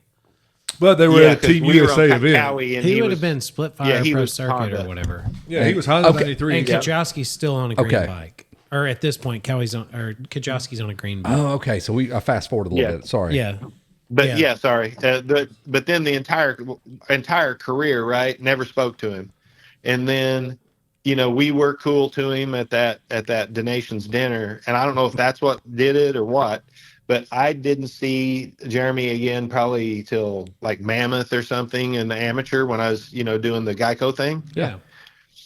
And he comes up and like acts like my best buddy. And I thought, man, that shows like really good character. If anybody could be arrogant or whatever, it would be him, but he's not. Like he's a really good dude. No, he truly is. And Historically, he's a great human. I wanted to hate that guy just because I was from the East Coast, but after, like you, I went and did some West Coast stuff. I'm like, God dang, man, this guy's awesome. Like he's such a great good dude. human. Yeah. And he's so gracious when he's at Mammoth. He's fantastic there. People are super into him. Can you speak to a second? And then there's like you were talking about being at the donations with Stanton. We talked to Jeff at Daytona, and his wife, and he were telling this story about after the race. You were talking about how crazy and rabid the fans were, and they were talking about like they couldn't get back to their caravan after the race. Like it was so the fans were so insane, and it might be the race you're talking about. They get there and they're rocking their camper back and forth, and his wife is like, "You got to get outside and calm these people down." It literally got scary. You got to think too. That one at Geldorf was during what do they call it? The Germans do the beer fest or whatever. Yeah, Oktoberfest. Yeah. So they had these giant beer tents, and I mean everybody's hammered, and it was wild. The only race that I would say, and they may have been referring to it. I don't know if he went to it, but we did it before donations on our first run, that Saporides race in Italy. That's the one Sarah was talking about. Okay. When that race is over, it's literally scary because they flood the track and they'll try to pull your helmet off. I mean, they grab everything they can get. That was what it was. That's the race with Saporides Fast Cross. She said they couldn't get couldn't get back to their the campers they call caravans. Larry Ward crushed it at the Fast Cross. Like he was for sure. He was place. like the master. Yes, he of that. was. Now the one year that I went to it on the Bradshaw just uncorked it and was unbelievable there. So that was the year I was there, and then it was funny. Mike and I show up and for that Geldorf, and Roy Jansen is the first guy we see, and he goes, "Hey, how you guys doing?" He goes, "How'd you do?" And Mike's like, "Yeah, I got fifth." And he goes, "Oh, great! I'm glad I brought you guys." And we were just like, "Okay, let me get this straight. You're the one that pumps out your chest, but I'm the one that's got to we're the one that has to deliver. You got to take the heat. That's how exactly. Way to get your guys motivated here. It's like a backwards. Well, you didn't strategy. have to get us motivated, but then to see how lax I got. So before the last one, and where was that? Roggenburg, Switzerland. Yep. Mike came back to my house, and I had built a 500 at home out of parts, and I let him ride it, and we're getting ready for that one. And is that the one where Albertine hit the deer? Yes, 94. And like I'm just so lax. And the 93 Mike's was the like, last 500. Sorry. Yeah. Yeah. Oh, yeah. Mike's like, we got to get to the airport. I'm like, we're fine. So we get there like half hour before it leaves. They're like, dude, this is international. You guys can't go. And I'm like, well, we might have missed that one. So so we showed up a day late, and everybody's freaking out. But it was pretty funny. But I think that one was Roggenburg when we were late. Yeah. Isn't it so funny that like y'all miss your plane, you show up a day late? Well, you're a day late because you didn't have cell phones. Nobody could call you and say, "Hey, what's going on?" You just have to just hope it go all on works a wing out. and a prayer that everything's going to be okay. So then we get to Roggenburg and we go testing over at KTM's test track, it was like the longest day of my life. I swear we drove like 5 hours or so. It was nuts, right? So a 10-hour drive day to go ride, and we stayed on this mountaintop, which was amazing. You had to take 2 trolleys to get to the top. Well, they would close that trolley at like, I don't know, 7:00, right? Well, Turner, he'd always go there and go on vacation, and he's got a 7 Series Beamer and the family and all this, right? So what he doesn't realize, this town's so small. He gets there, the trolley's closed. He and the family, kids, everything, the wife, the Barb, they're sleeping in the car, right? And it's like 30 degrees at night in Switzerland. That we is get terrible. we get up at like 5 a.m. to leave, and Mike and I are sitting up front, and as we drive through town, we see them, and he's at a gas station, and he looks at us and has like the dumbest look I've ever seen on a human's face. And like Mike pulls his ass out and hangs it out the window, and we're flipping him off, and like we're like, up you, and we're just making fun of him like so bad. And I swear to you, this is no kidding. It made that 10 hours so short because we laughed all the way over This is there. 100% why this podcast exists, right? This right here. That's the greatest thing I've ever heard. That's fantastic. We got back. We were still laughing. I mean, it was just the best. Unfortunately, we lost that year after winning 13 times in a row. So this is the Which, Bevo. you know, really, Is Bevo the team manager? Or is I that believe 91? he was. Oh, maybe. Maybe it was him. no, we still had Roger, I believe. Oh, you'll like this too. So, two things I've always said in my career, right? One, I've never been dumb enough to work for Yamaha, and two, I've never been dumb enough to be team manager. Hey, man, So- those dudes take some heat, right? They do, and like my favorite boss I've ever had, Mike Webb, I always quote him. Every time we'd pass a homeless guy with a cardboard sign, he goes, "Yeah, there's another motocross manager that made a couple bad decisions." One or two bad decisions. Put him on the side of the road with a damn cardboard sign. So classic. Right? Hey, so Shane, do you feel that you've naturally gravitated just towards hardworking, blue collar, not flashy? I feel like if you didn't work for Kudrowski, you would have probably ended up with Stanton. Like those are just the same cut of meat. Well, he was the perfect match for me. you. Plus, yes, I got to tell you, I got to give him 100% credit because he trusted. Like, don't get me wrong, I could have just pulled stuff out my ass, right, and said, "Yeah, you can do this, that, jump that quad. What are you doing?" Right? Well, he would rely on me all the time. I don't know if you remember the elevator at Gatorback. Of course, where course. Jimmy Button sawed his forks All off the his broken bike. wheels and Yes, everything Jimmy else. Button ate shit That on thing that. had no forgiveness whatsoever. And Bale laid his bike into the bank, Yep. because on the left side there. And so we're doing practice, and he would always come to me and he'd be like, "Hey man, What do you think, like, dude? what do you think? What do you think? And what do you think I have to do?" And I'm straightforward, but I don't want him to get hurt. Don't get me wrong. No, So for sure. so basically at that race, my exact words were, I go, "You looking to get fourth or fifth, or do you want to win?" And he goes, "I want to win." I go, Fuck, you gotta "Then I'd do it." recommend doing it every lap." Yep. And that thing would be So- beat to and that pieces thing was- leading up to it. No, but it was really soft, fluffy sand like everybody thinks when they go to it's Florida. Nothing short of concrete. Nothing blue and the- groove. And the scary part was, and he'll tell you this, you never knew, he told me, you never knew if you had it Yep. until like right as you're leaving it. Oh, yeah. You couldn't tell So- halfway up the face. It was Fuck that, dude. 7/8 of the way Yes. up the face. I can't imagine like It was for scary. 30 The commitment minutes level for is 30 insane. minutes every time.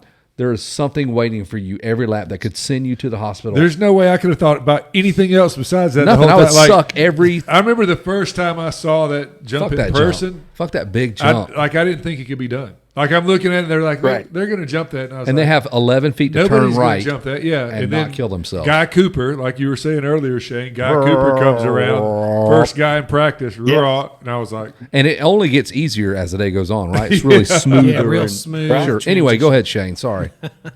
Oh, no problem. I was just thinking about that. He that's what I loved about him. He was like a racehorse. He would, I don't know if you know about the times like he seized up and all that stuff. Like he would go until there is nothing left. Wow. Hey, And I I have admired I have that. heard that. Like I think Day in the Dirt, was it Kudrowski and somebody else? Where they or am I thinking about somebody else at Not Glen Day in the Helen? Dirt. Oh, Glen Helen Day in the Glen Dirt. Helen Day Okay. in the Dirt. Kenny was telling us about. I thought it was Kudrowski and Kehoe that went in for like 3 hours at the Coup de Gras where they almost They were 10 seconds apart, 3 seconds apart to the end of the day. I don't know if you remember that, but anyway, I thought it was Kiedrowski. Early day in the dirt. Yeah, day one, 25, 27 Gotcha. years ago. So, were you with He were you with Mike Oh, when go ahead. the back was that '94 when him and Larocco got into it, the Ghost Ride? Yes, that's the other thing that people don't realize, that how many fights he got in. I don't see So- Mike doing that though. That's the crazy part. I was going to ask you. He wasn't dirty or anything. No, not at all. But so check this out.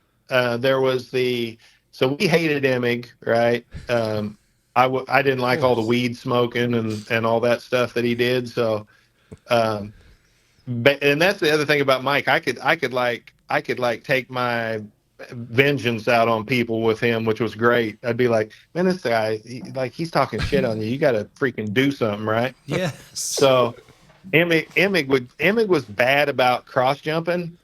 So Oof. I told Mike, I'm like, you're just going to have to do something about it, right? And I swear to you, now when he saw red, there wasn't a lot of thought going on in Yes. Just action. there. I don't know if you remember the East-West shootout in 1989. Bradshaw slammed him at the bottom of the carousel. If you watch that film, Mike reaches over and tries to grab his front brake. Yes.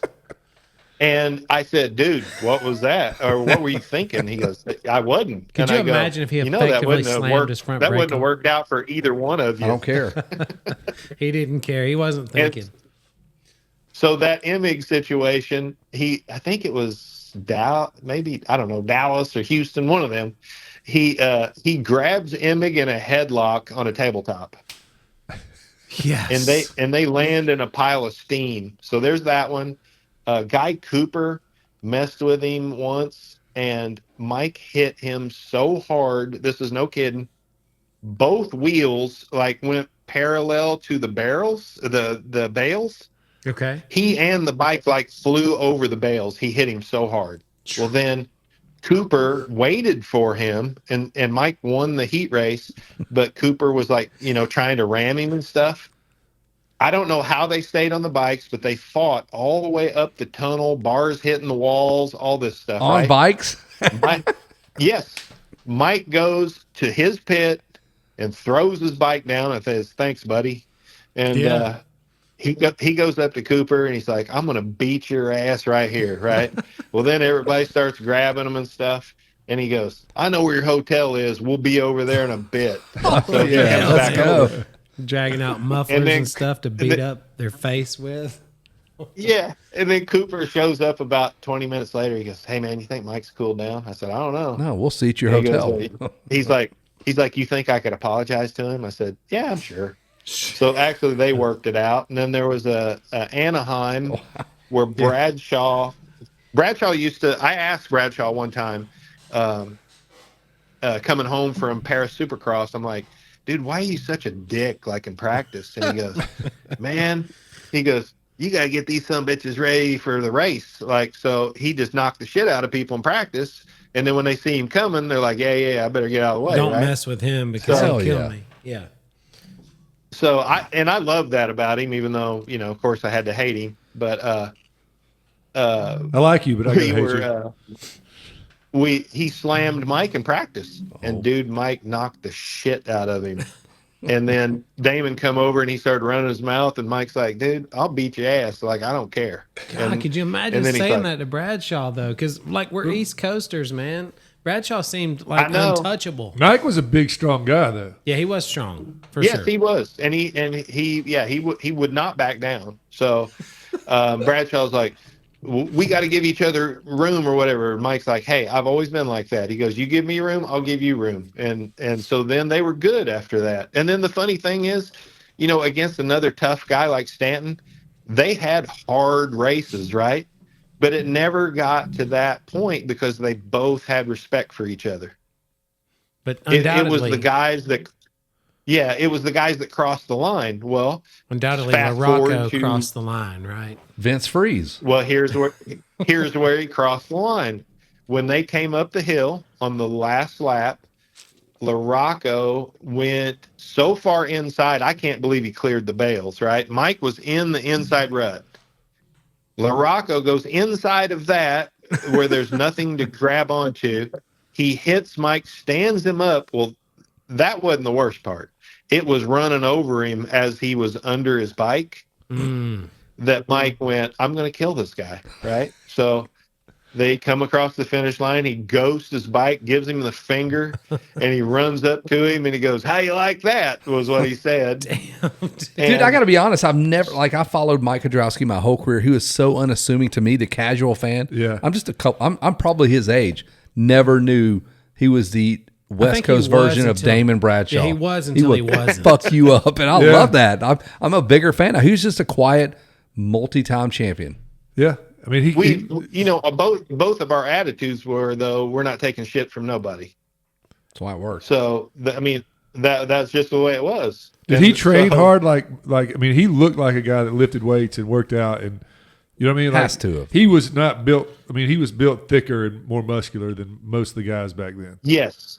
And he worked out so his story for training was Honda had sent him to RJ's, the real RJ.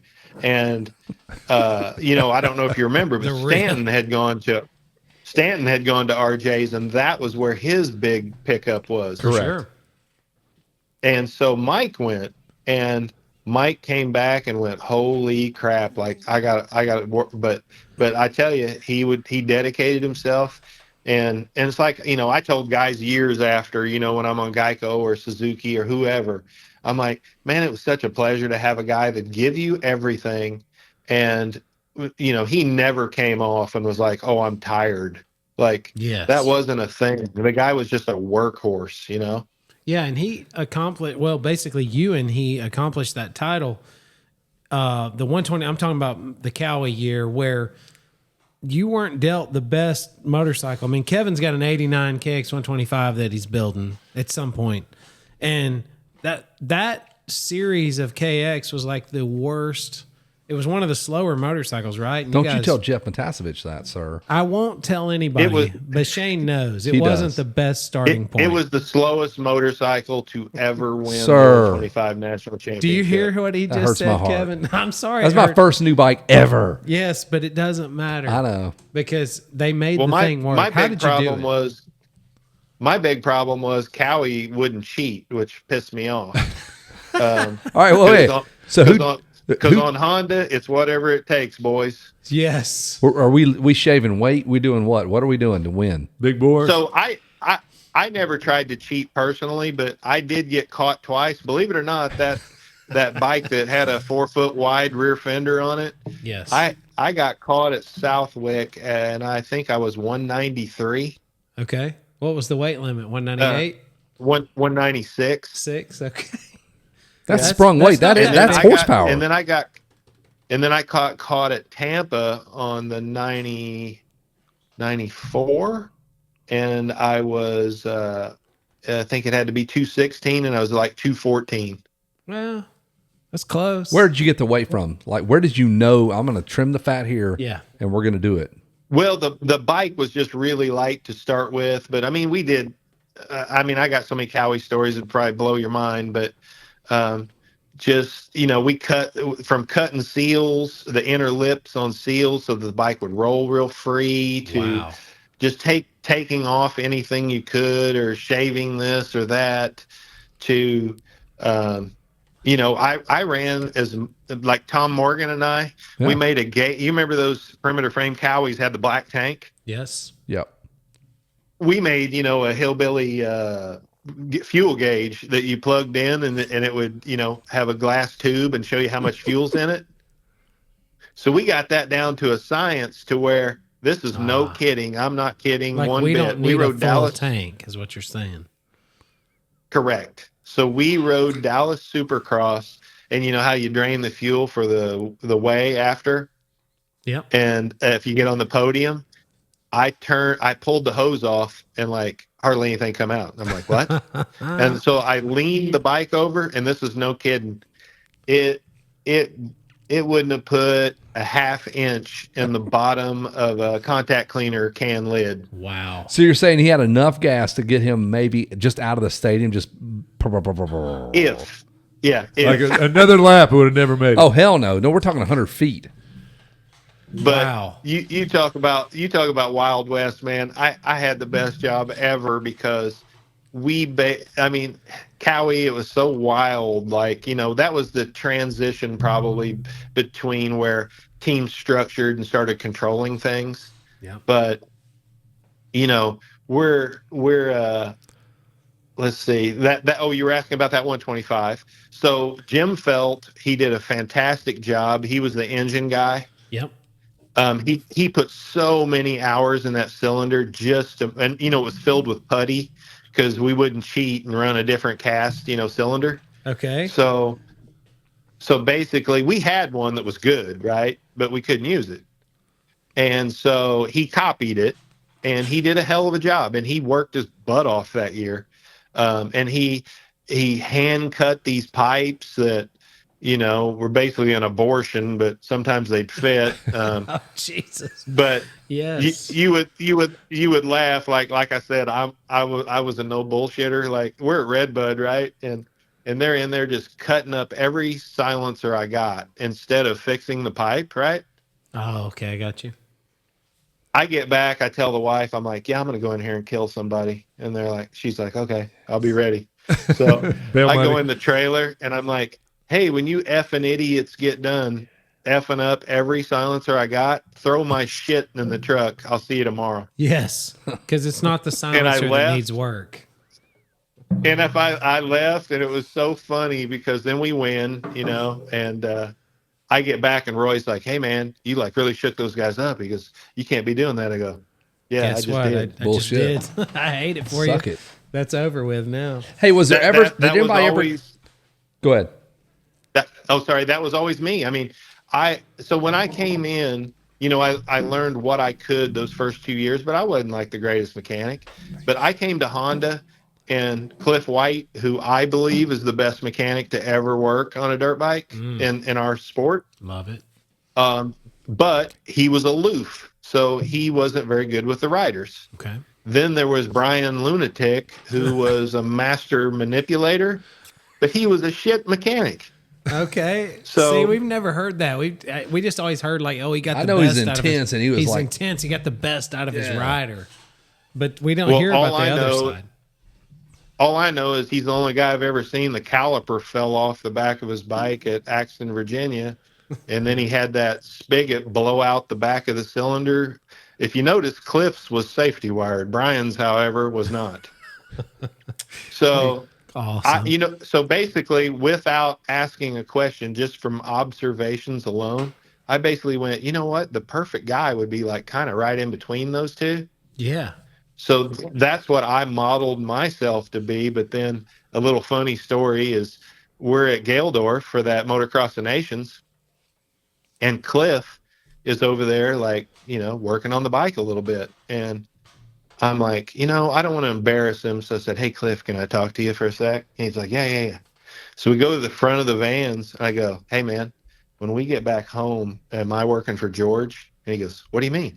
I go, are we trading riders? And he goes, no.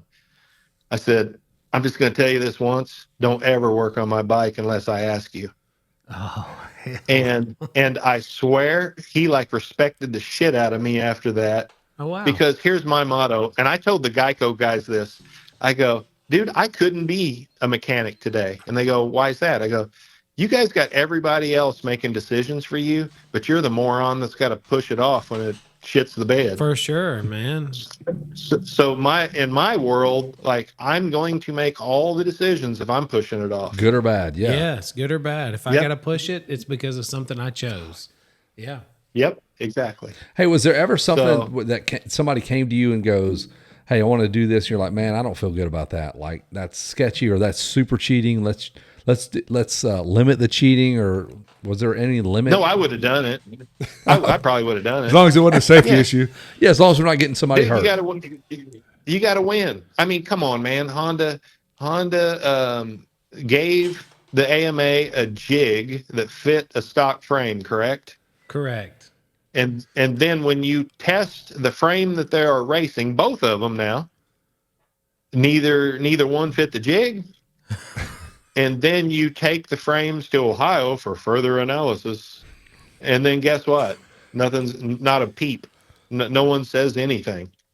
Well, I mean, how's that work? But So somehow the jig magically fit the frame. the jig wasn't once up. they were in Pickerington. Yeah, once they on the way there. That's what- On the way there, the truck shook them up. And Yeah. I- On the way I there, don't- Tony I don't Soprano get it. stopped the truck. Tony Soprano's like, hey. It fucking bust your fits, fucking bro. kneecaps. So no, I never was on a team that cheated. I mean, I'm saying like none of my bikes were cheaters or anything like that. Sure. But like I said, that 125, they worked their ass off and got it as good as they could. And it ran good. That was the point, and that's why Mike liked it. Yep. But he'll tell. Oh, that was the other thing too. So ECUs on that thing, right? Here's the difference in Cowie and Honda. Honda would have a table, and they would go, okay, cylinder 1 is bottom, cylinder 2 is mid, cylinder 3 is top end. You'd put them on, and you'd just be amazed at the difference, right? Okay. At Cowie, we'd be like 5 horsepower down to everybody, and we're out there testing head gaskets. And to the Such a point where we difference. just get frustrated. Yeah, it's a huge difference. And so at the end of that Donations year that I was telling you about earlier, we got to ride that bike for the last 3 rounds. That CR125, we thought that 89 was good. You should have rode the Works one. Oh, it was probably incredible, right? The ECU was 1,000 more RPM. The crankshaft was it made a huge difference. Like that bike was night and day. So we came to Bud's Creek. I don't remember the exact amount. I thought we were like 38 points down to Bradshaw or whatever. He has a meltdown. We win both motos, and we come out with a lead. Yeah. And then we go to Unadilla and we win the championship. So just to show you the difference, at Cowie, those ECUs were so bad on the 125 that I had, I believe, 3 of them go bad during the season. Ugh. Unfortunately, one went bad in the final moto at Unadilla, but he milked it and made it through. But there was no rhyme or reason to why they would go bad. We'd send them back to Japan, and they were like, yeah, we don't know what's going on with them. Just a failure, man. He's a Yeah. problem. We talk to HR. So also, a lot of people don't know we won the 2 GPs in Japan. Oh yeah, So yeah. we rode the 92 before Larocco did, and I was like, dude, we thought last year was a turd. Wait till you ride this And one. it just kept getting worse, right? Yeah, That had to be so hard and, coming from Honda, man. and Kawasaki offered Mike massive money to stay on the bike, and I was like, there's no way, dude, we're not riding this. And so we go 250, and then we gave that jewel to Larocco, which that was She's all great. yours, buddy. Enjoy. But we come into Cowie, in 1990, their bike was great. Yeah. Well, then management decides we needed smooth power. I'm telling you, Wardy probably cased every triple that year on press day that they had. Further injuring And he his would- ankle. And he would politic for, hey, is that triple further this week? Because we need to shorten it up. Yeah, that And thing is way I'm too like, long. That is so I funny. need 4 more feet or 4 I'm more. like, no, we man, want your to bike smooth power. So it was so smooth that, not to get X-rated, but Chicken offered fellatio to the manager if he could jump a double at the Supercross track because the bike sucked so bad. He literally said, if you can jump it, I'll handle I this. will give you a BJ. Yeah. Was it a Japanese guy? How did he respond? Very small, No, it easy, was Roy. BJ. It was Roy. Fellatio, dude. That's unbelievable. So we get so this is kind of the funny part for me was we basically did whatever we wanted. I mean, Tom Morgan was on the team, Jerry Campbell. We had so much fun, and we basically just did what we wanted. Yeah, a lot of people don't know this. Tom did not run an air filter on Wardy's bike when he won the Supercross championship in 1985. What in the literal hell? What the- That's like some Nick Blackman business right there. That's Tell just, me more. He Nick ran don't a change late air filters ever. I believe he ran a piece of pantyhose that was strapped over it with no oil on it. Son, you got a panty on your head. That's all the horsepower he- search you can possibly make in life. And he had a massive main jet in it. Just give her air, give her fuel, son. She'll run. So we're at Cowie, and we're just like we're working at night, and Tom had a lot of ideas, and the funny part was we'd fill out our spec sheet every week, right? It'd be the same one. So we got so sick of it that Jerry finds this. I think the guy ended up being a dentist. And he hogs out this cylinder, the transfers, and everything, right? Oh, hell, I'm practicing for drilling on teeth and stuff, so he just hogs out a cylinder. Wasn't Steve Childress? Got it. Yeah. He comes in and he's like, he shows up at Redbud with it, right? And he goes, "Hey, man, I got this cylinder. I really think it's something." I go, "Hell, we got nothing to lose." And he goes, "Your guy?" He goes, "Yeah, my guy's a disaster." And he goes, "Wardy's getting old." He goes, "Mike has the best chance." He goes, "I want you to try it." And I'm like, "Okay." So we strap this baby on, right? I mean, it makes the bike, I swear to you, sound so deep that you would think it's like overbore or something. Like, there's no way, right? I rode it and I come back and I'm like, holy shit. So Mike shows up, ready for another weekend. And I go, "Hey, Mike, I might have something for you." I go, "I need you to ride this bike over here in the field, at Redbud, right there where you park." Yeah. He goes down there and comes back. I swear to you, he looks Jerry and I straight in the face, and he goes, "I'm effing winning this race." Yeah, son. And we're like, awesome. That was his first 250 national that he won. That is Fucking insane. A, dude. I love that. And I filled out the spec sheet same as I did the week before, and Roy's like, "There's no freaking way," and I'm like, "Yeah, man." No, man, Mike was dialed in, dude. It's okay. He's a doctor. Well, he's really just a dentist, but He's a dentist. He's a dentist. He knows how to port cylinders. Did you guys not hire this motherfucker right there on the spot? Damn. Dude, we just did whatever we wanted. That it was is so funny. Loose, son. A Loose. dentist did And that. we're over here like we're total nerds. Wait. So circle back. So this dentist, did he have any idea about motors and airflow? Oh, I think he was into dirt bikes and stuff. Was it not Stevie Childress, former Suzuki guy? Jerry would know who it is. He was a dentist. Steve Childress actually was a dentist in the 80s. This is probably more Well, this like guy was in California. California. Probably not. whitening. He was worried about things like can that. whiten the and that's what frame. made Kajowski's damn motorcycle God rip. dang it. Yeah. Dude. That is Well, remarkable. We're gonna hire that guy. Well, And then- he's a dentist, so $250 a week's not gonna get it. And then we got the 93, and the bike was much better. That's the perimeter frame and all the big, Yes. good stuff, right? That's actually Mike's favorite bike. That's the one that's in the AMA Hall of Fame. Yep, that's a good motorcycle. That bike was great, and we had a great year, and we had some serious battles. Like, I don't know if you remember the Southwick Stanton Kudrowski battle, Yeah. where Yeah. they basically were banging into each other, and on the last lap, there's no kidding. One of them's at the top of the first turn, and the other's on the inside, and they looked over at each other, Here we go.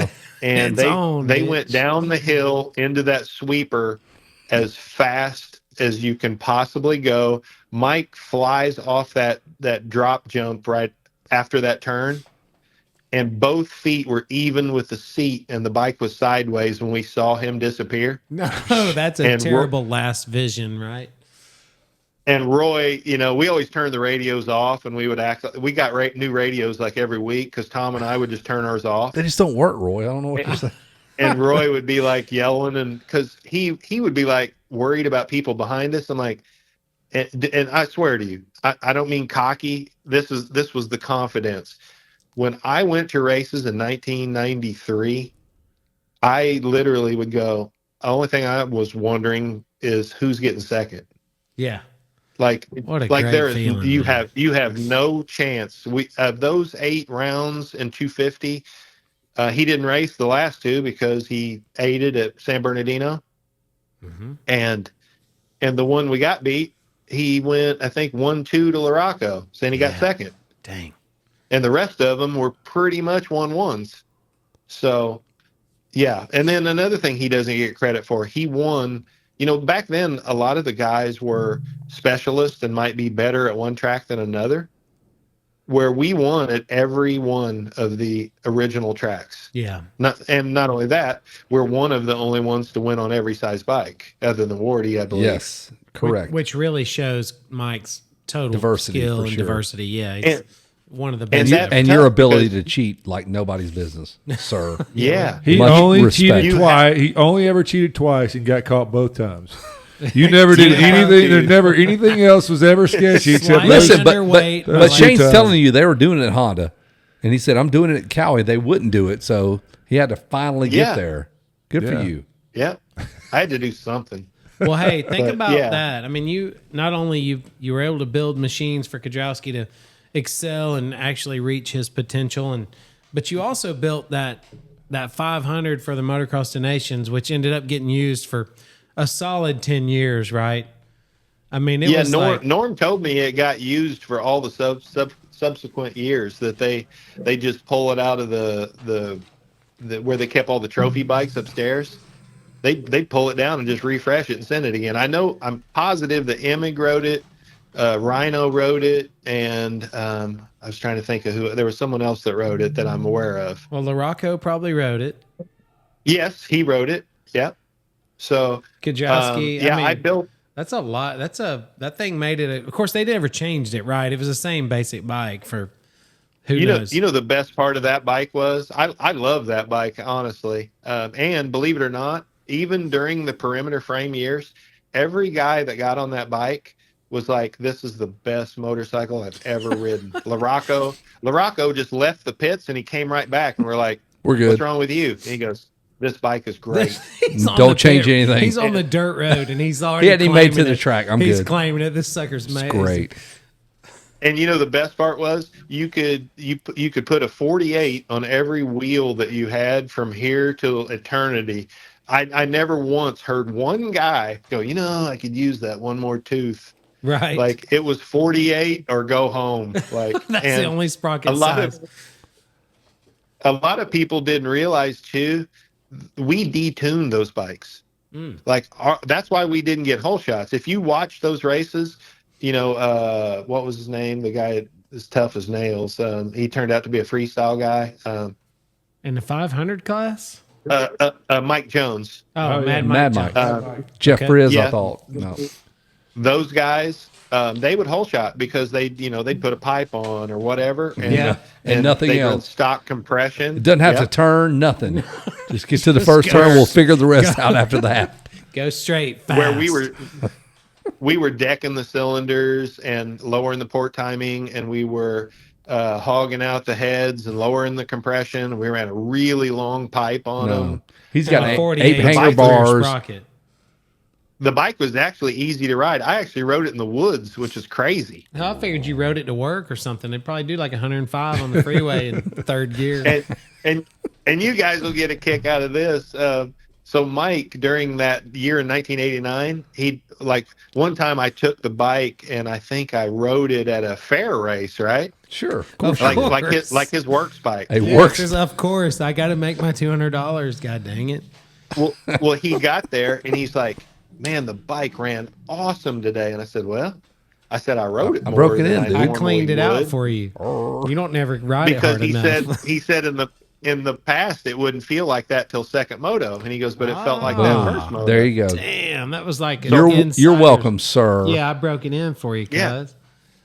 So I was riding it all the time. So that was actually kind of funny So too. how that amazing, Shane. I don't know if you think that's amazing to have ridden. Dude, as a dorky fan, to hear a mechanic go, yeah, I was riding his race at I a was fair- riding the winning Bike at a fairground 500 at the Motocross to Nations bike at fair races. That So that dumb. is like undoubtedly I would worry you to Listen, death about that one event. A KX500 was built for fairground races, sir. Sure, it surely It was. was. Short, tight, and a little burp, burp, burp, burp, burp. Did they change the 5? Was the 500 different in '93 too? No, it was the same from 89 No. all the way to the end. Really. all Yeah, the way till the end. 94. And we did a lot of, most of the things that we did with that thing was to cheat make like it hell. survive. No, he tried to slow her down. Oh, make chill it out. more like a 250. Well, and we put oversized main bearings in them because a pro could spin the main bearings in about 2 races. Wow. So everything we did was just to get through the race, they would build up so much crankcase pressure that it'd blow the gasket out every moto. So we were literally super gluing them to the cases to God, get through 2 motos. All these tips and tricks, right? Like these are things we don't appreciate. Yeah, those at of you all. that have those 94s, Yes. here you go. But you think about that. Like so that bike would sit in the rafters of either Pro Circuit or Kawasaki, and you'd have to dig that thing down every year because it's time to go to the Motocross Nations. And I guess you'd go through it, right? Or would you put it up Well, ready to go? I only did my donations on it, which would have been Schwanenstadt, Austria. But do you think it was the same bike every Rock year? Rode it. No, he's saying Yes, it it's the was. same For bike. how many years did that bike like go to the 6 donation? or 7. No, Norm would be the best one to answer that because he's the one that actually pulled it down. One but bike. I know that Rock rode it at Roggenberg, and then I know Rhino rode it, and I know Emig rode it. So That's he a got lot of used a years lot. right there. You're spreading a little 4 or 5 years worth God of dang. stuff right there. But it's Even- just one. It's just one race, right? So Just Sure. one Yeah. race. Yeah, No so big deal. We easy. got to super glue the gaskets down to keep them from big blowing deal. out from crankcase pressure. It's cool. Yeah. But Wow. You guys were asking what I look for. For me, a rider wise, and there's none left, unfortunately, for all these poor bastards watching. I call it a natural born killer. Like, to me, the last ones were James and Villapoto. Yep.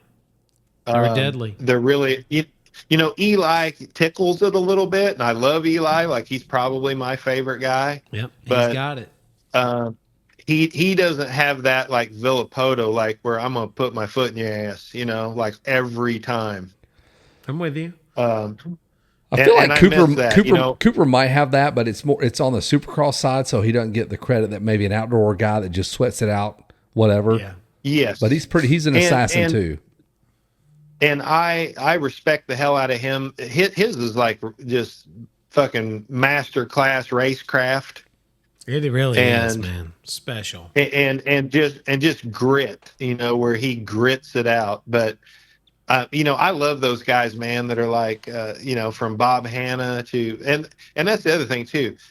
I think back now and I go, I've been teammates with probably the best riders to ever Yes. race. 100%. How I cool was is teammates that?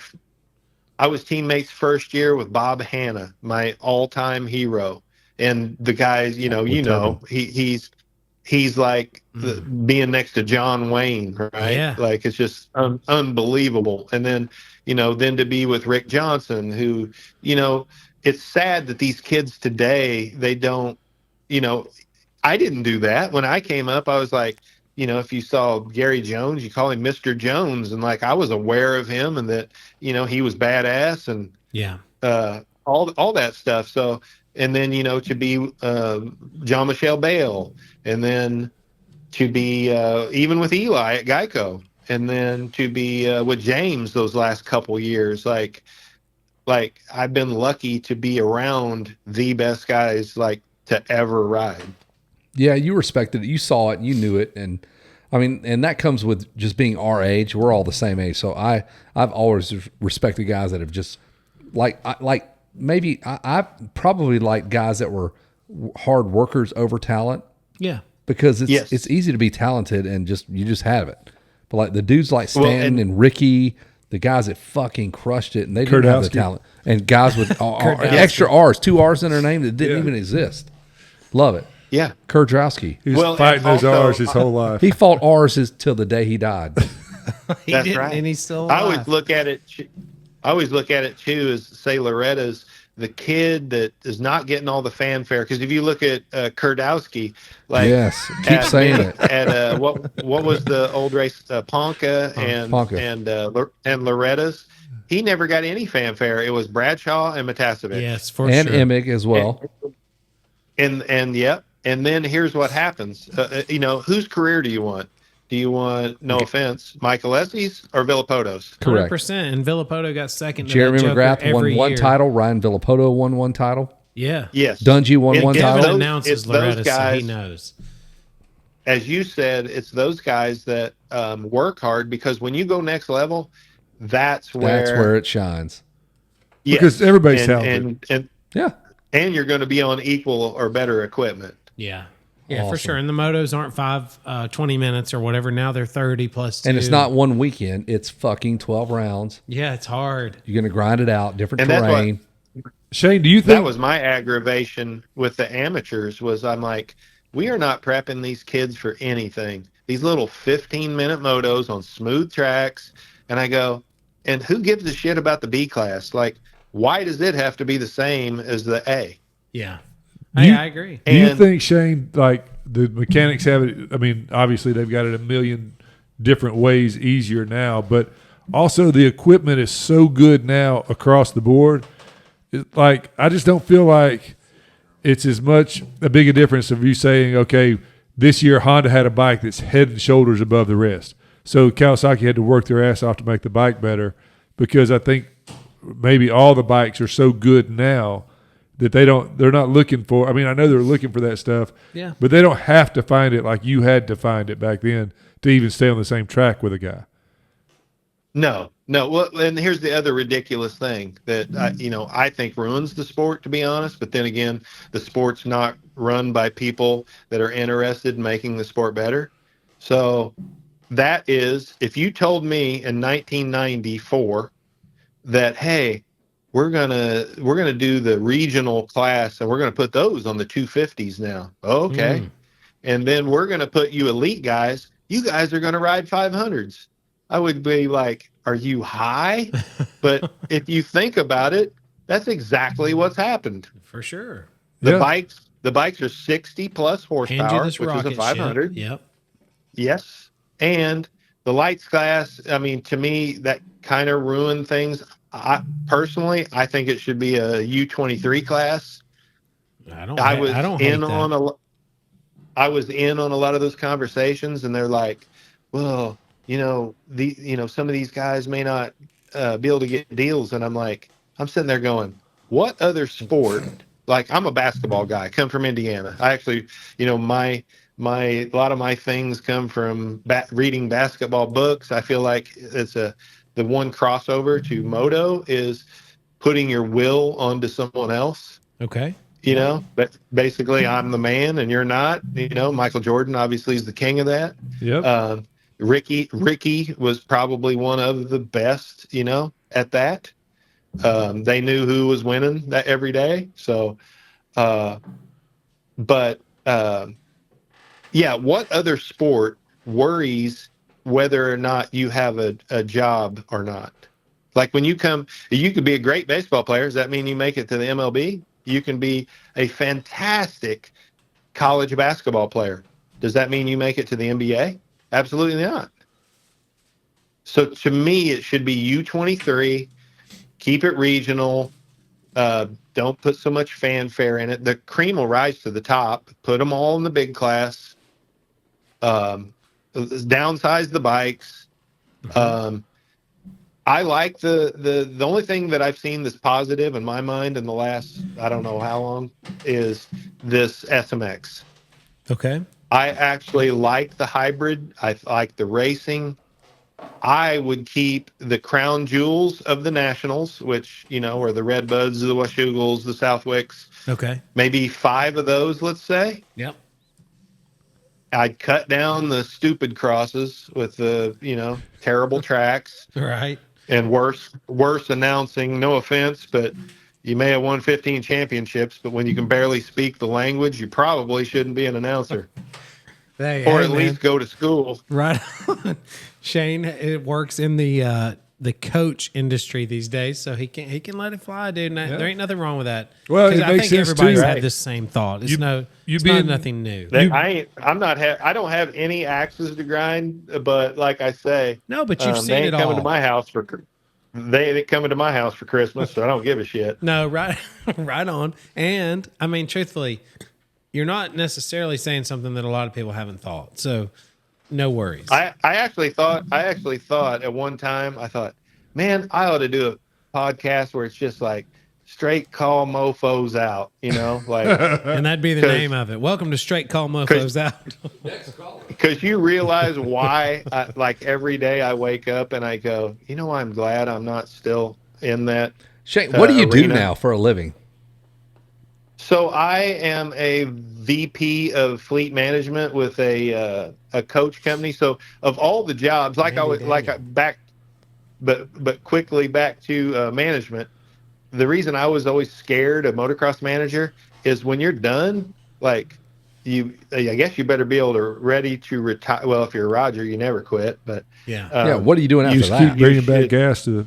What do you do after it? Or do you become a Walmart greeter because your can't skill quit set working, is pretty limited? Yes. Mm-hmm. Yeah. Yeah, it makes sense now. But you being an Indiana guy with basketball, I didn't put that together. But the workhorse, did you used to like Larry Bird just big bring Larry your guys Bird. in there and give them Hoosiers quotes I hope you guys I support grew who up we a- are, not who we We're are running not. the picket fence, sir. I grew up about 35 miles from French Lick, so Oh, Petersburg, my Indiana. gosh, Shit, awesome. yes.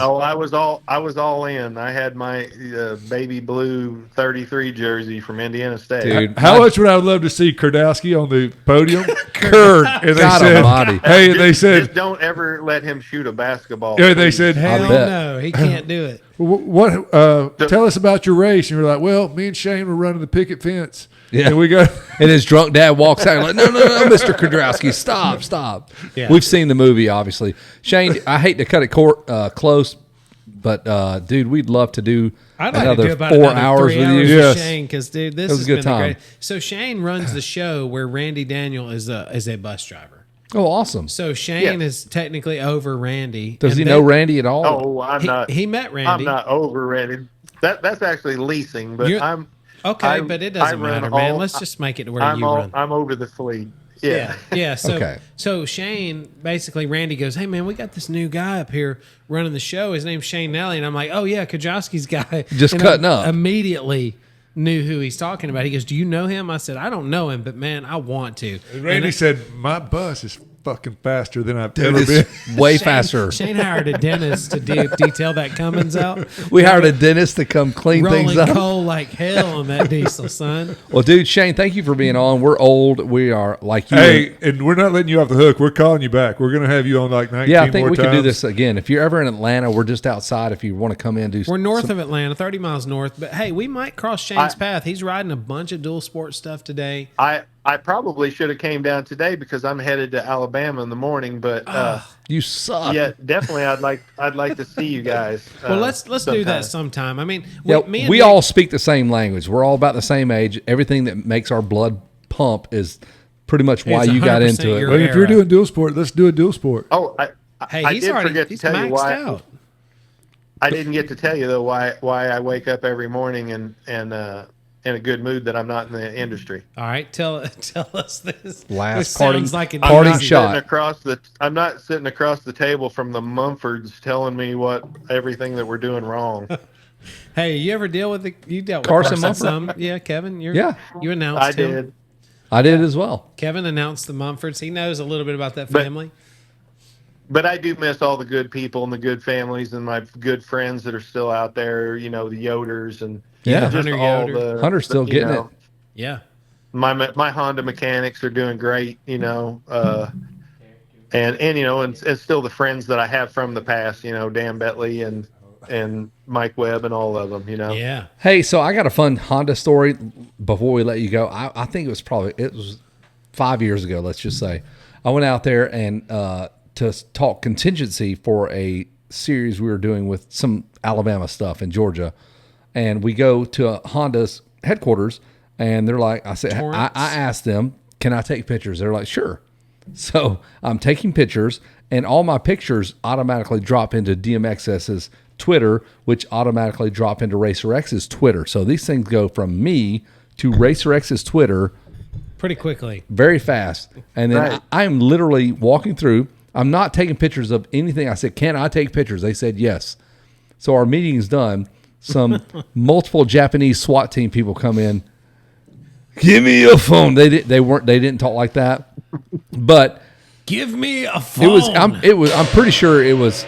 I don't know. Maybe Kehoe was even still there, but delete every photo you have on your phone. I'm Yes. like, all right. Well, you said All I could. of them? Every. Even the ones my of my kid was chick? born like whatever, so I had to delete all the photos because they were on Racer X. I'm like, it's just piles of swing arms, and you said I could take pictures here. Like they were not having it. That's Torrance. And Torrance, California. Correct, 100%. Yeah. Yeah. There's some epic crap in makes there, sense. man.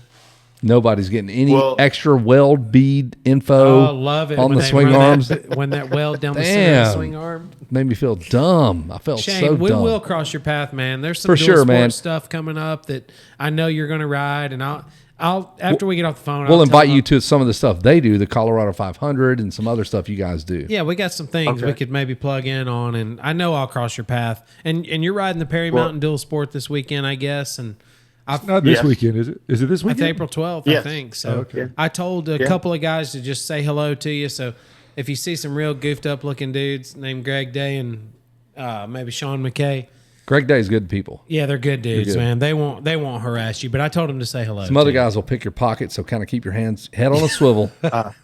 I'll do it. Hey, Good man. Exactly. Hey, Also, yeah, go ahead. anytime you guys want the truth, you know who to call. Dude, right. this is Gary Payton, the truth. 100%, right. son. We'll take it. I mean, you're the first, so thank you. Shane, the Truth Nalley. Hey, I appreciate you guys. Thanks, brother. Hey, All right, appreciate dude. you We'll too, talk to you man. soon. Thank you, Shane. Thank you, babe. I love you. Thank you. See you. Bye bye. All right, bye. It was not Gary Payton. He was a glove, damn glove, it. yeah. Damn it. Boys, Did it hang up? yeah, it's done. Hey, Fucking. that's what we always crave right there. The flipping truth. You vomit stuff and we just go. Dude, he just tells you like it is, man. And I'm telling you He's what, got like 4 million other stories too. Like I don't even feel He like we wasn't got done. the best. when he sits at the top of the absolute food chain, which is championships, Motocross Nations wins, I think he has the right to tell it like it is. He's out of the industry completely. Oh, that's what you want when dudes are done. They can go, listen, fuck yeah, I was on PEDs. Like, that's what he just said. He goes, hey, man, I'm sorry. I'm totally unconnected to the moto industry. If That I- is- I said, that's fine with me, man. He's in the coach world. They haul country music stars in these $1 zillion Prevost buses, and Shane's in charge of the fleet. So That's a top, I don't know, 2 or 3 moment in this show. I for tried me. to get Jeff Chambers over here, but Shane Nalley's someone who could build your 86 KX125. He raced Loretta's in 86 on a KX125. Well, it needs it now. We'll too. send my It 88 needs with to be you. built. Yeah. Jeff Chambers didn't call me back, but he might. He's busy at Yamaha. So, hey, what do you say we reach out to old Kirk Benke? We're 40 minutes late. Give me that number. Can Hey, you we're text it to 50 me? minutes late. Shane. Text him and make sure it's still okay, or if we need to, I you know. just text him. Are you ready? Just text me the Just number. if you read don't the mind. number out text real me? loud over the air. He's good. You text him, he's okay with us being. All I know is 50, yeah, 50. someone like Shane Nalley. Dude, is- I'm going to text Wygant when I'm done. I'm like, just listen to the show. He is amazing. And all the motor, he goes, I wonder if you guys like the Motocross to Nations You or think? something. Maybe. Like, God dang it, dude. I want to hear that for days. God almighty. And then we didn't really get into the build on this KX125.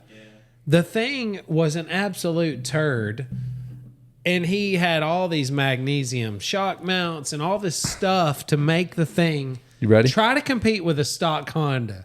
Which were They freaking were off the ridiculous. shelf works Awesome. bikes, right? Correct. Yes. Dude, All right. that was good. That was good. That was a good interview. Shane Nalley, dude. That was beautiful. He goes, I'm sorry if I say too much. I said, Nope. don't be sorry, Shane. Let's just tell There it we like go. it is. Yeah, RJ who? The real RJ. Yes. So good. Hello, Kirk, Kevin. welcome to Winners Take Y'all. Kirk. Cool. Thanks. Hey, thanks for reaching out to us, man. You have no idea what the level of dork you're dealing with when it comes to the stuff you've just done as work in your lifetime.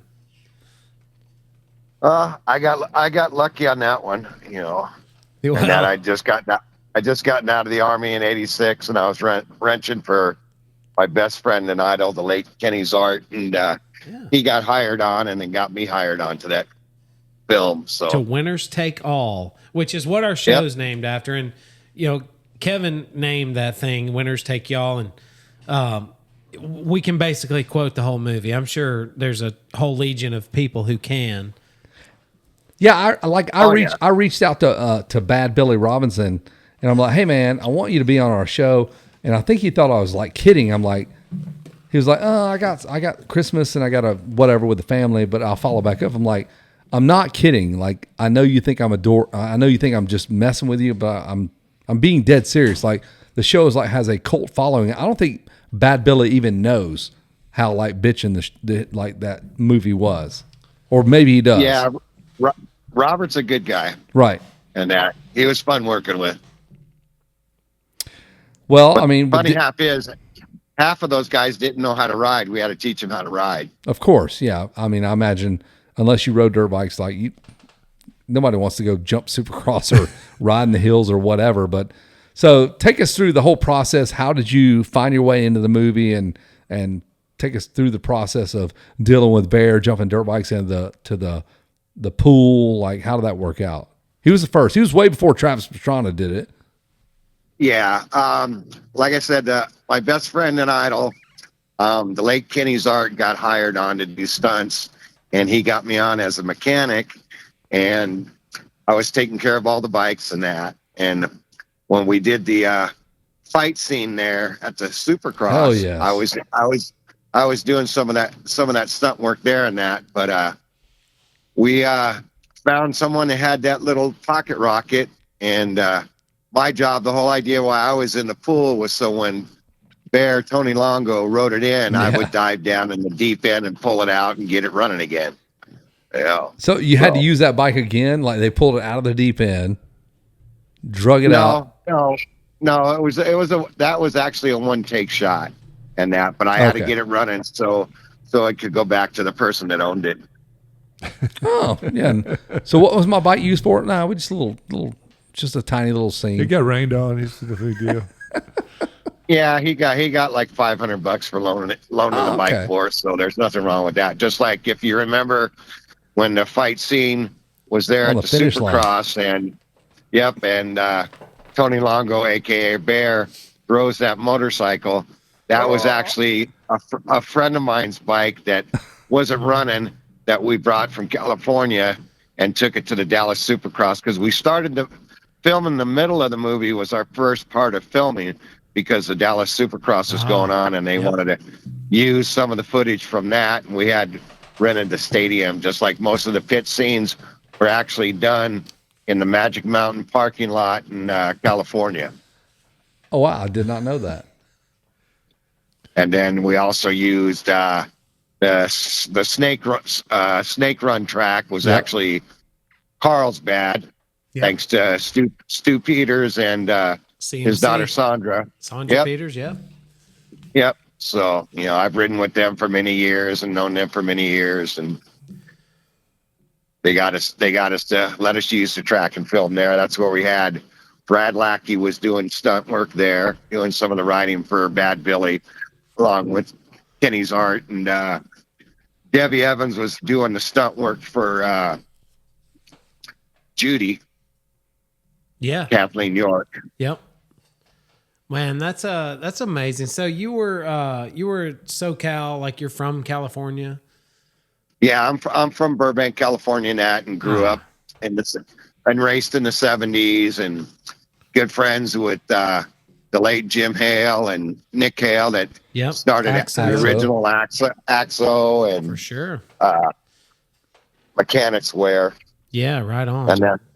And then I used to also, besides turning wrenches for Kenny, I also turned wrenches for my best friend Jim Hawley and Ron Turner when they were racing the CMC Supercross in Hawaii, because I was stationed in the Army over there and found out they were coming over. So I took 3 days vacation while I was there, or leave from the Army, and wrench for Jimmy and Ron. And I had to use 97 zip ties to hold Ron's Kajiva together because the frame broke. This is Chuck's son's, or who are we talking about? Ron Turner. You didn't say Ron's son.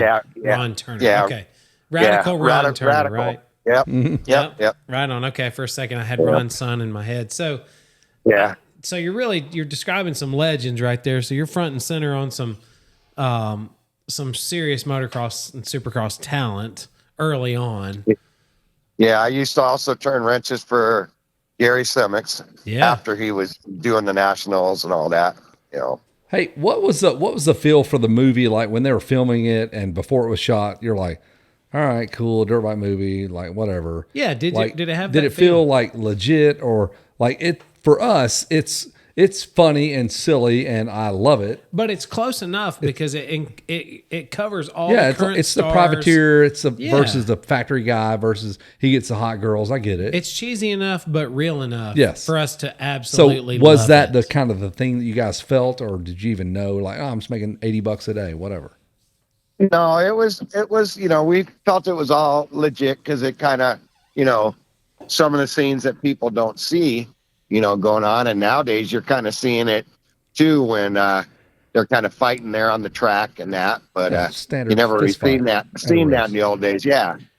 You know, but they didn't even have a name for it yet until halfway through the movie when they came up with the title Winners Take All. Yeah. Because it was Tom Tatum and Christopher Knight were the producers, and the executive producer was David Axelrod. And like I said, we originally started filming the middle of the movie when the Supercross was going on, and then we shot everything else around it. How long was that whole process? How long did you work on that movie? I mean, was it a couple months, 3 months, 4 months? If I remember, it was like 3 or 4 months, and like the Hurricane motorcycles, those were actually 87 CR250 Hondas. What? I assumed they would be some absolute junk. That did not seem like a CR250. Well, that's all that plastic with the fuchsia color covering that. The like a Y Zinger. If they fouled the plug, then we had to cut all that off and then re-zip tie it on. Just like when they're trying to start Don Michael Paul, Rick Mellon's bike there at the Supercross and it wouldn't start. If you look closely, you can see his thumbs on the kill button while he's kicking it. Yes, those are the kind of details we need right here, Kirk. I'm really shocked that it never went into production. It was such a good-looking bike that, right. that never. It really was. Yeah, it really was. Actually, when you see them actually racing and jumping, that's Kenny's art on his 87 CR250 that we used tape to make the red, white, and blue tank because that abortion bike actually wouldn't do the jumps in that. You know? Oh no! But when they're taking off in that, Kenny had come up short on one of the triples and busted open his chin and had to go get stitches. So Steve Lawler, who was also a mechanic with me on the show, had his stunt card, so he was able to do some of the start shots in that going through the first turn. Oh, so he could take off and get on it down the straightaway and stuff. Yeah, but all the jumping in that was Kenny's art. And then when they're at the snake track, all the racing of Bad Billy was Brad Lackey. And then you also see Brock Glover, who played Carl, of course, in one scene where he comes up in the freaking Corvette. You know how long it took me to get here? Any idea how long it took me to find this place? Yeah. Yeah, that's kind of the quote. Yeah, Brock Glover actually quoted that to us at an airport not too long ago. Yeah, he had such a big long line. For sure. Yeah. Hey, so you mentioned Carl. I'm sorry. Go ahead. You can finish. Well, he, that way there, he got his SAG card off at that, and he got, SAG wages and tried to get it where he could do more movies and stuff. But I think that's the only one that Brock ever did.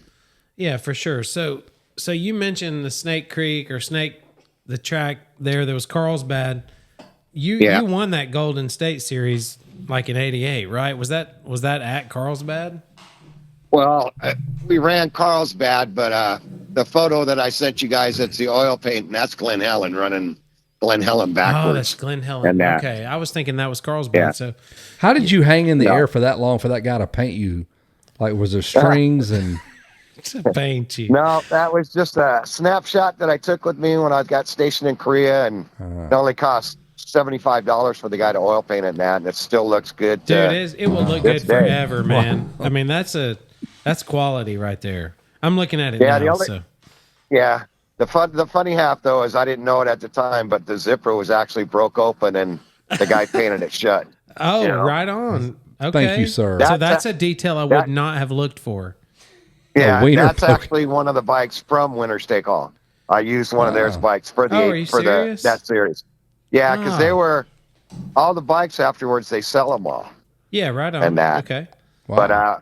But me and the late Kenny Zard had all the bikes at his house, and we had like 23 motorcycles that we kept at his house, Yeah. and that so we could ride them whenever we wanted and keep them tuned and How much everything. did they? good Wait, to wait. go. How much did they sell these damn 20-something bikes? Like $100 a piece, whatever. Just take them. No, they're like $500-600. 100. I mean, You know, still, that's a smoking. Come on, nobody has 20 bikes 250 unless had to have been $2,000. fell off the in truck those years. prices. I mean, Well, Yes. Yeah, the thing is, they got them from Yamaha and Honda, and then they were going to pull them because they thought the movie was going to, be bad for motorcycle racing. That so they ended up buying them from the companies and that, and Okay. then sold them afterwards. Yeah. So anybody on the crew could buy them and stuff.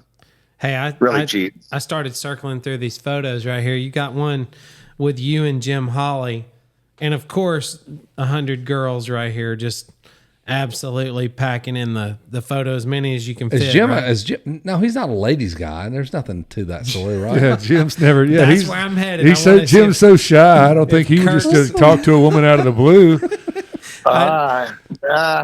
You know how Jim is. Yeah, Yeah. they do, and we do. There's not a dimple he Yeah. ain't touched. I was around. Yeah. Kevin and I were around Jim for I don't know. We went to eat. We went somewhere. It was 05. I saw every titty he's ever been near. we picked him up at the airport or something, man. and Hey, look let at me tell this. you, And he immediately whips out the Polaroid Jim, stash. that's And you, you that's talk you about getting a breastfed from your mom. I don't need super to see nice guy and a character, son. I mean, he was wide open. Yep. He's a cartoon character. We've been friends since the 70s, and we talk pretty much every day. And while I was in the Army, when I was stationed in Texas, whenever they have a Supercross there, I would go there. And here in Arizona, we'd meet up when he was doing Race Day Live, Yeah. along with when I was stationed in Fort Campbell, Kentucky. He'd come stay with me, and we'd go to the Indianapolis Supercross. So Yeah. I know you're not shy because if you're that good of friends with Jim Holly and you're around him, There's You're some, not shy there's either. some shit going on. You can't be shy. You can't help but be not shy, right? but he's now married, so he's a good man. Hey, I think Jim Holly's yeah. the dude that's like, if he was your friend then, he's always your friend. oh yeah. There's not a titty he wouldn't share with you, though. No, true. Seriously. True. But one thing I like about Jim Holly is, and you were probably there, Kirk, for most of it, is those years that he won Canadian Supercrosses and they paid Yeah. him in gold bars. Like, Yeah, he still has them. he held on to the gold bars, dude. It was They're probably worth like $3,000 a piece. $800, and when he won them, They've went up 1,000,000%. That's Spend my it, Jimmy. point. Yeah. Jim Holly is a Yeah. very smart man because he didn't go Oh, yeah. cash them in and have fun that weekend, right? Oh yeah, he's doing himself well. He has his own businesses and has properties that he rents out and rents a building with Jim O'Neill, Yep. and that he's in business with Jim O'Neill. I'm friends with Jim too. Which that's been an Yeah. early supporter for him since our day one, and you were probably right there front and center for a lot of it. yeah. But so let's circle back to the Winners Take All movie. I don't know what it's like. I mean, one time in Dallas, Georgia, our little town here, they filmed a movie, and my wife wanted to be an extra, and she made me Yeah. come up there, and I was an extra all day. But you were not an extra. I mean, you worked on this film. Like, you got to do work and all the things. I didn't get to experience that. Is that for you, Winners Take All? Was it 12-hour days for 3 months, or how was that for you? Sometimes they're 16-hour days. It all depends what if it's a daytime or nighttime shoot. Okay. And that, like the full scene, that was pretty much a 16-hour day. We went till 2:00 in the morning, and the water, and it was in San Fernando, or actually in Sylmar area. 2 at a o'clock in the rinky-dink- morning. Yeah, Rinky Dink Hotel. The water was really cold, and it went till, I think it was about 2 o'clock in that. But the biggest difference is, like, if you're there as an extra, you know, you don't really, you may get fed, you don't, you know, you may get $75, $100, Right. you know, for doing that's that about extra it. work in that. And they may give you a brown bag for lunch, to where us, you know, we get, depending on what your job is, you know, a salary, and then, you know, when they cater the food, and you have craft services, so you can go grab sodas, hot dogs, pastries, you know, donuts and stuff like that throughout the shoot. Well, We saw the girl you were in the pool with. You that's where I was headed. You didn't have to tell us it was cold. That's a pastry I would have enjoyed. We knew it was cold before. It was warm and glazed. These is all I dudes know. were, these dudes were all like, okay, we're going to have Kirk on the show. Everything's amazing. What'd he do? Jake's telling us all about you. And then we're looking you up. And everything was calm. And Kirk's everything done was, all right. Everything was fine until we knew which scene you got to be in. And then we were like, Well, there's more scenes where obviously. I'm in that. Yes, but these dudes were only worried about The money one- shot. the money Sir. shot. They're so concerned about this damn pool shot. And so, I mean, heck, that should be one of the benefits. You put in 16-hour days and you're filming at 2 a.m., you earned it, right? Yep. Yeah. Well, the bummer, the bad half about that night, and I guess you could say the good half, I had rode my motorcycle there, and I left my key in Kenny's van. Well, he left early. Oh no. And took my key. So after that, she felt bad for me, so I ended up going to her place. Oh, that's a bummer. Oh, Damn, stayed dude, I'm the night, so yeah. sorry. Yeah, I hate to hear that. That's terrible. Yeah. So, like I say, it was bad and it was good. So So I got to think Yeah, that may have been intentional on your part. I'm not gonna. yeah, you just That chunked the sounds keys in a there. little fishy there, Kirk. I'm not sure about that. yeah, it's fun. It's fun doing movies and that, you know, but they're long hours, and it's nice when you go to different locations. Though, like we flew to Dallas for that, so you get per diem, and usually it's like $350 a day for food, even though they pay, you know, they They're giving supply you you food, food. right? Yes. Yeah. So you can hopefully just hold that in your pocket, right? Yeah, yep. You know, that's just extra you pay in that you make. So, but you know, we had a lot of good people on that film doing stunts. We had Debbie Evans, who did the stunts for Kathleen York, Yep. who played Judy McCormick, and we had her husband now, Lane Levitt, doing stunts on there, and Ernie Epler and Sean and Paul Lane, and a lot of famous stunt people in that. Yep. That's so awesome. It's so cool that like there were so few, and people were so starved for motocross and motorcycle content back then that movie came along at a good time to get a great cult following, because everybody, like, we were all, you know, it wasn't like now you just pick up your phone and Google whatever you want to see. Back then, you were starved Yeah. for anything that had a dirt bike on it. Oh yeah. Another good movie though, I think, is called Motocross, where the girl played her brother, Yep. Pingree. and that. Pingree. Yeah. Pingree played Motocross. some of that. Yep. Yeah, that one's a pretty good one too. But I love Winter's Take All, not just because I was on it, but you know, it had a lot of good racing action and, you know, stuff that actually goes on where, you know, privateers Well, and yeah. And factory riders get taken out. you're probably the You know? same age as us, or you're around the same age as us, and it's like that was the 67. okay. Yeah, so you're just a shade older than us, but it's basically you were fans of the sport in the 70s and the 80s. Yeah, Or- still am. I still race to this day. Yeah. Oh, sweet. We're the same way. We're like, man, we shouldn't race anymore, but there's a race coming up this weekend. Maybe we'll go, and then we end up going, and we're like, okay, we're going to ride slow. But then when the two cars turn sideways, No, you don't. We're still going to at least go for it off the start, right? And then We you, can't help that. all right, I'm leading now, so I got to finish So it. I got to keep riding. Yeah, And so then- it just rolls downhill. So dumb. But so Yeah. basically, Kirk, so I want to circle back to the film industry, though. So you've worked on that, like Winner's Take All. I mean, that's just one thing. You've done other things. Yeah, I've worked on a few other movies, not as much as like Jim Hawley and that, but Yeah. or a lot of my friends in that. But I've been lucky. I've got in at least 5 movies that I worked on. 3 of them I did stunt work in that, and Winner's Take All was the first one. Yeah. Like I say, I just gotten out of the Army, and at my first time, because I retired out of the Army in 2010, but in '86 I got out, was out for a while, and then went back on in, and never planned on staying in. Glad I did, and and retired out of it and that with 3 combat tours under my belt. So. Oh, wow. My man. That's amazing. Yeah, well thank done. you. What about, what do you ride these days? What kind of bike do you ride? KTM 350. Sweet. Me too. That's Nick's bike. I ride a Husky 350. We're always amazed at the 350 because we rode 450s for however many years, and then we start getting to where we're like, man, we're pretty freaking slow. We're lugging this 450 all the way around the track. The thing's pretty heavy for how we ride it. So we jump on this 350, and then we're like, It's like a little harder to get in trouble, right? I feel like go ahead.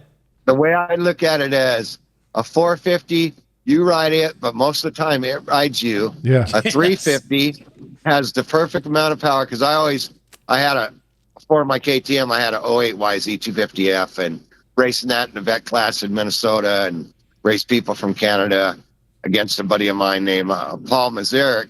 And 98% of the time I'm known for the whole shot. Yeah, and on my 250, I would get the whole shots and be leading, and I never broke a bone until 2010 when I was passing the guy for the lead, got out of shape, thought I had more throttle, but I was pinned, and went down and broke 3 ribs and collapsed the lung. Nope. And in 2012, when the KTMs came out, or in 11, my sponsor was selling KTMs at the time in Kentucky, Steve Ezel, who now owns Beta Off-Road. He was selling KTMs and got me to switch, and I got a 2012, and that's the perfect bike. Early it's 350. It's light. Yeah. That's still what I got. It's okay. Yeah. Runs great. I'm going to tell you, they're way better today. Like the 350 was a decent motorcycle at the time, at those years, but they are incredible now. They feel like a rocket ship 250, so they're lightweight, but they'll pull 450s off the They start. got enough juice to they got enough juice keep you competitive. to do what you want to do. Yeah. Well, a lot of them say I cheat because I use 3rd gear starts, but God, that's awesome. You can pull 3rd. But I only do that on sand tracks. But I've always been really good at starts, even on back in the 70s on my Voltacos.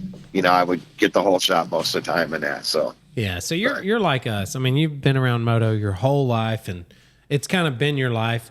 You're just fortunate to have worked on the freaking movie that we that we chosen to put absolutely at the forefront. That movie, and it's cool for you to be a part of. Like it encapsulated like a little bit of cheesy '80s, of the cool dirt bikes. You know what I mean? Like it's Hot a cool. chicks. Like all the any things. wrestling movie, Vision Quest is cheesy, but it's awesome at the same time. Yeah. Winners Take All is awesome and cheesy at the same time. Yes, for sure. and that's what. And when you look back and watch it now, the fact Bull that Durham's cheesy. Yeah, the fact that those movies have some cheese to them is what makes them so good to go back and watch now. It's like a renaissance, and you got to be a part of that. That's pretty cool. sick. It's pretty cool. Oh yeah, I was happy because when Kenny got hired, I go, well, what about me? And he goes, I got you on it too, and because I was working at a Suzuki dealer in Canoga Park and that, because he had called me up and told me about it, and my manager goes, all right, when you leaving? And I said, tomorrow, because we started filming. That's why I'm 2 giving days you later. all this notice. 12 24 hours. hours, Yeah. 12 hours, yeah. How many bikes did y'all? How many riders did you guys have out there at this snake track race? Like, whenever it goes Carlsbad? down that hill, it goes down that hill. It looks like 100 people the way they shot it. There was probably 60 to 65. That's pretty awesome. I wish Nick or Kevin was coming down the L. No. Just so we could be in that shot. Just so we could One have time. somebody we That knew. is Nick could have done it. That would have been awesome. That is a super cool. Hey, and you know as well as we do, Kirk, that California is not the same place as it was in those years? Because y'all just rolled out to the hills. We had so many tracks. Yes. Yeah. And now you're dealing with 2 to 3 for the time being. I think some things are changing with Elsinore and, some others. Yeah. LA County Raceway, LACR, is closed at the moment. We're hoping that it gets back open. My friend Greg Barbacovi, it's his nephew. Anthony Barbacovi. Greg used to be my roommate. I know Greg. I've announced with Greg Barbacovi. He's awesome. Yeah. Oh, he can make a snail race sound exciting. Yes. That's Yep. But you grew up. Go ahead. I'm sorry. Go ahead. He used to announce all the Supercrosses. He did. Yeah. He's done Anaheim. He might have done 86.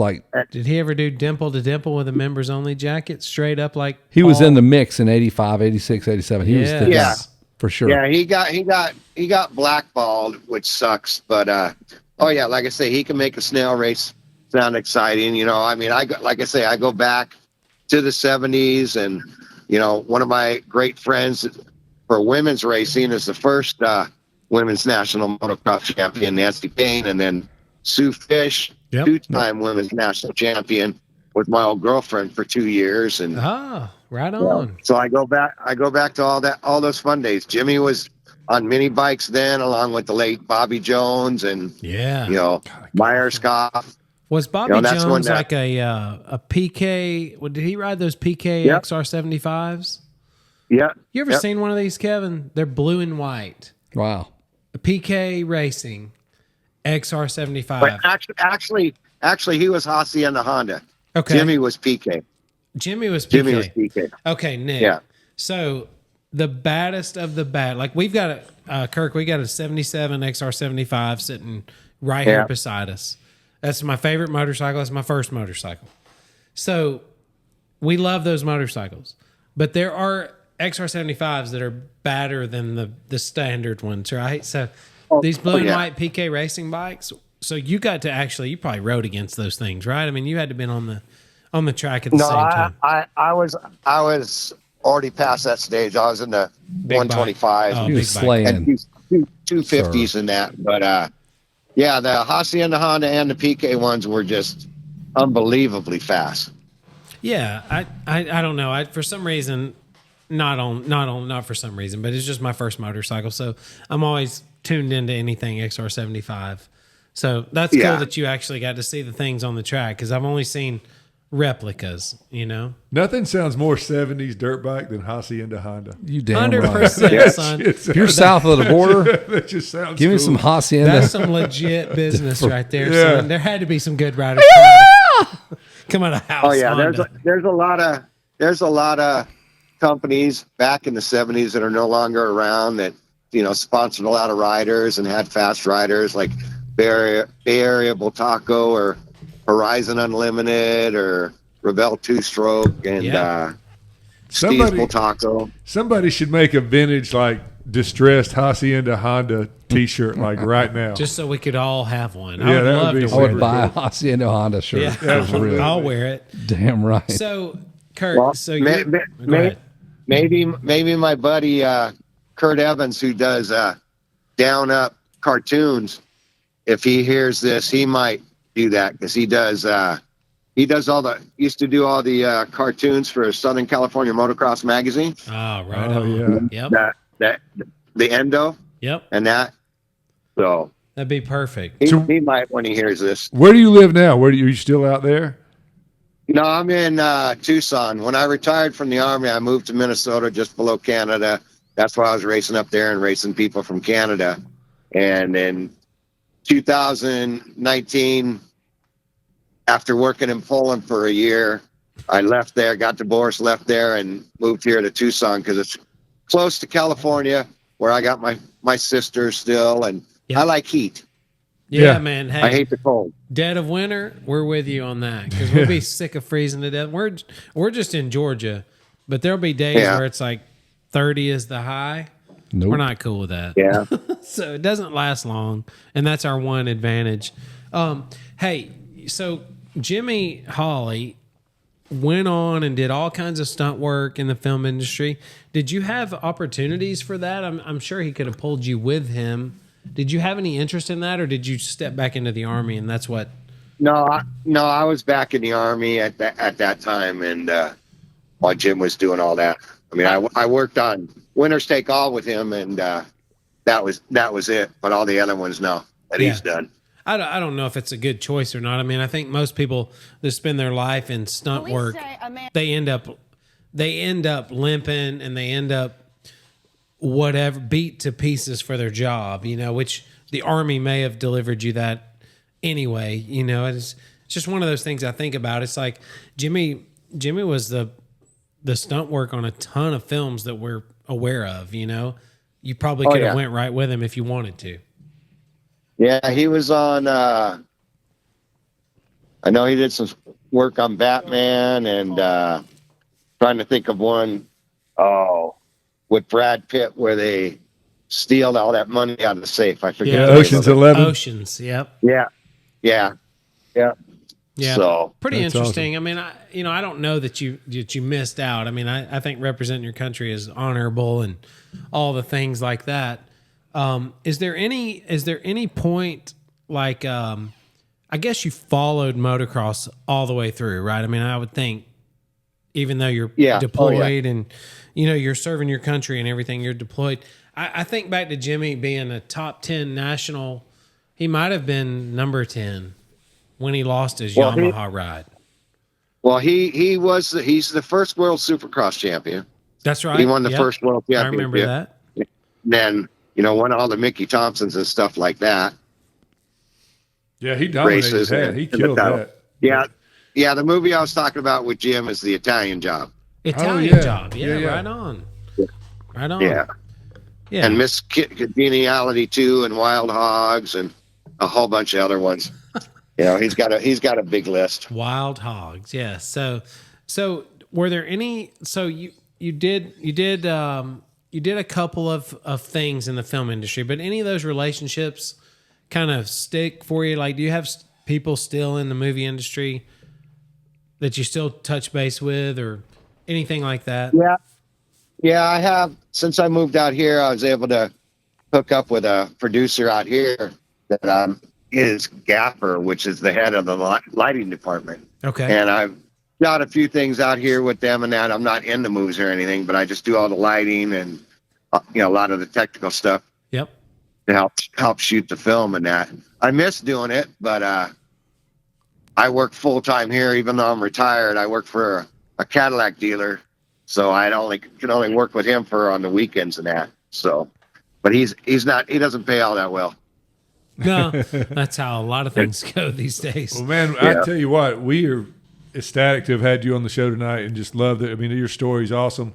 We appreciate everything. Like, you don't know how much we quote that movie and the well, we can quote the whole movie. Yeah, and the fact that you're a part of such a cult classic is awesome. And I mean, we can't express little more to you than enough. jealous. Yeah, we would have loved to have been front and center for that thing, like you got to be.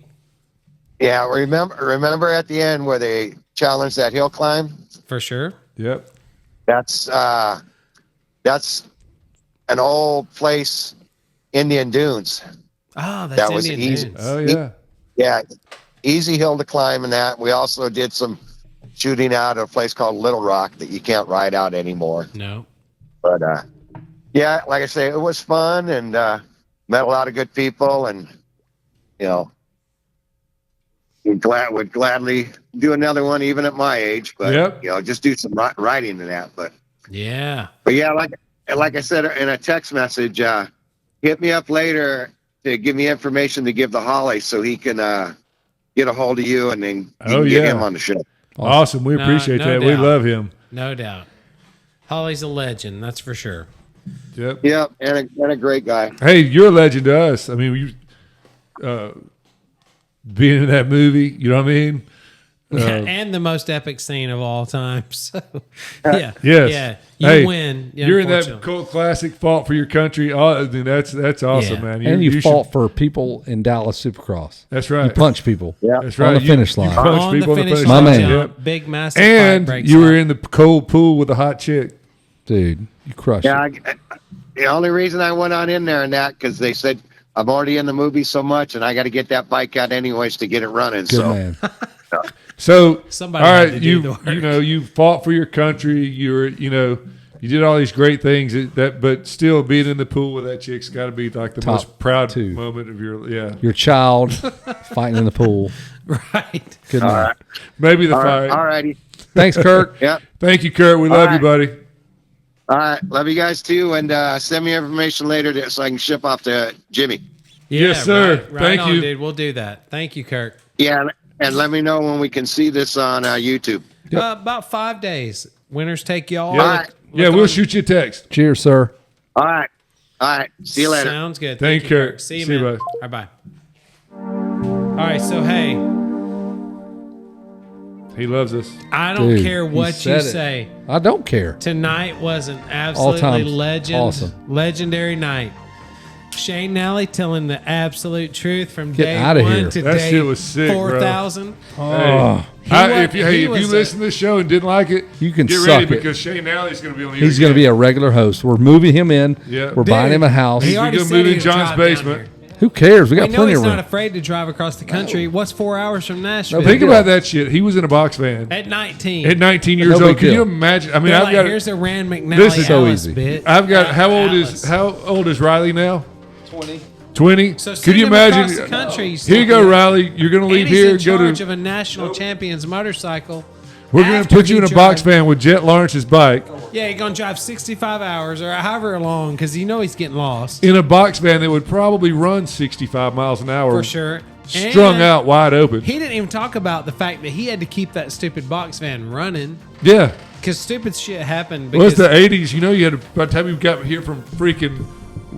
he had to do oil Where did changes he come on the from? side of the road. Where was it from? Indiana? He's from Indiana. No, but I mean, where was the box that he drove from? well, Fresno? Sacramento. California. Sacramento. Pro Yeah, I was Circuit. thinking Gary Fresno. Bailey Cycle Barn over there. Hey, there was no Arlington. box van that went from Sacramento Ever. to Virginia without needing a water pump. 351 Windsor, son. Right. You take Sweet. that damn muff. What's up? Mufflers. Not Muff tough. Mufflers. Not Dude. tough. ECC ripping nuts. Ripping ruts. I can tell y'all there if you go Jake, this is a to little too good. difficult for us. Too much. if you go to Copper, or Jake just brought us some stickers. If you go to Copper Mountain, Colorado, keep your eyes open for a Winners Take Y'all sticker that I. Hey, I threw Put one out at on the the- top of a 10,000 foot deal at the in Colorado as well. Yeah. On a motorcycle ride. So you did it on a ski slope? Yep. On the- Ah, that's epic. We might have two On a winners lift take pole? y'all. Hey, speaking of copper, I had this guy one time at a Christmas party. One of the wives showed up and she was extremely good looking. I'm talking super good looking. He looks at somebody and whispers, "Man, I bet her butthole tastes like copper." Why would it taste? What? That's what he went with? That's what he said. Not like and zebra a lot gum. of people agreed that her butthole might taste like copper. Just saying. I don't get that. I don't either. Nick, you've been in some buttholes. For me, dude. listen. Everybody does it these days, so I don't know Scotty, what. I don't his name get was them. Scotty Ballgame, and Scotty What? Ballgame leaned Scotty over. Ball Game? Scotty Ballgame said that. BALLGAME. How long Whose ago? How any long ago name? was this? I would say it was 2016. 20. That's not all. He said It was 9 years ago. Well, Ball- I mean, I'm curious. Things change. we you know, can call used to- Ballgame. He's well, still alive. You know, if you were getting down around there, the thing was about you. You know, you'd infuse that thing with like a syringe and some Listerine. Oh, I didn't know It about makes- that. I've never done that kind of business. I didn't know that was a thing. Scotty Ballgame I just didn't know made it about up. it either. He just He was basically- hitting it naturally. He said, "Hey man, bet that thing tastes like copper." So Sure. I'm just saying, you went to copper skiing. Seemed like the perfect time Obviously, I ate some ass while I was out there. to announce. If it tastes like, if it Sometimes tastes you like have copper. things you're like, Are we man, good? that'd be cool. That'd be cool if I said that. You want to shut it And down? other times you're like, man, I shouldn't have said that. Here we go. This We're is gonna one of those moments I shouldn't have said that. Nick, John, you good? I think I'm good. Love y'all.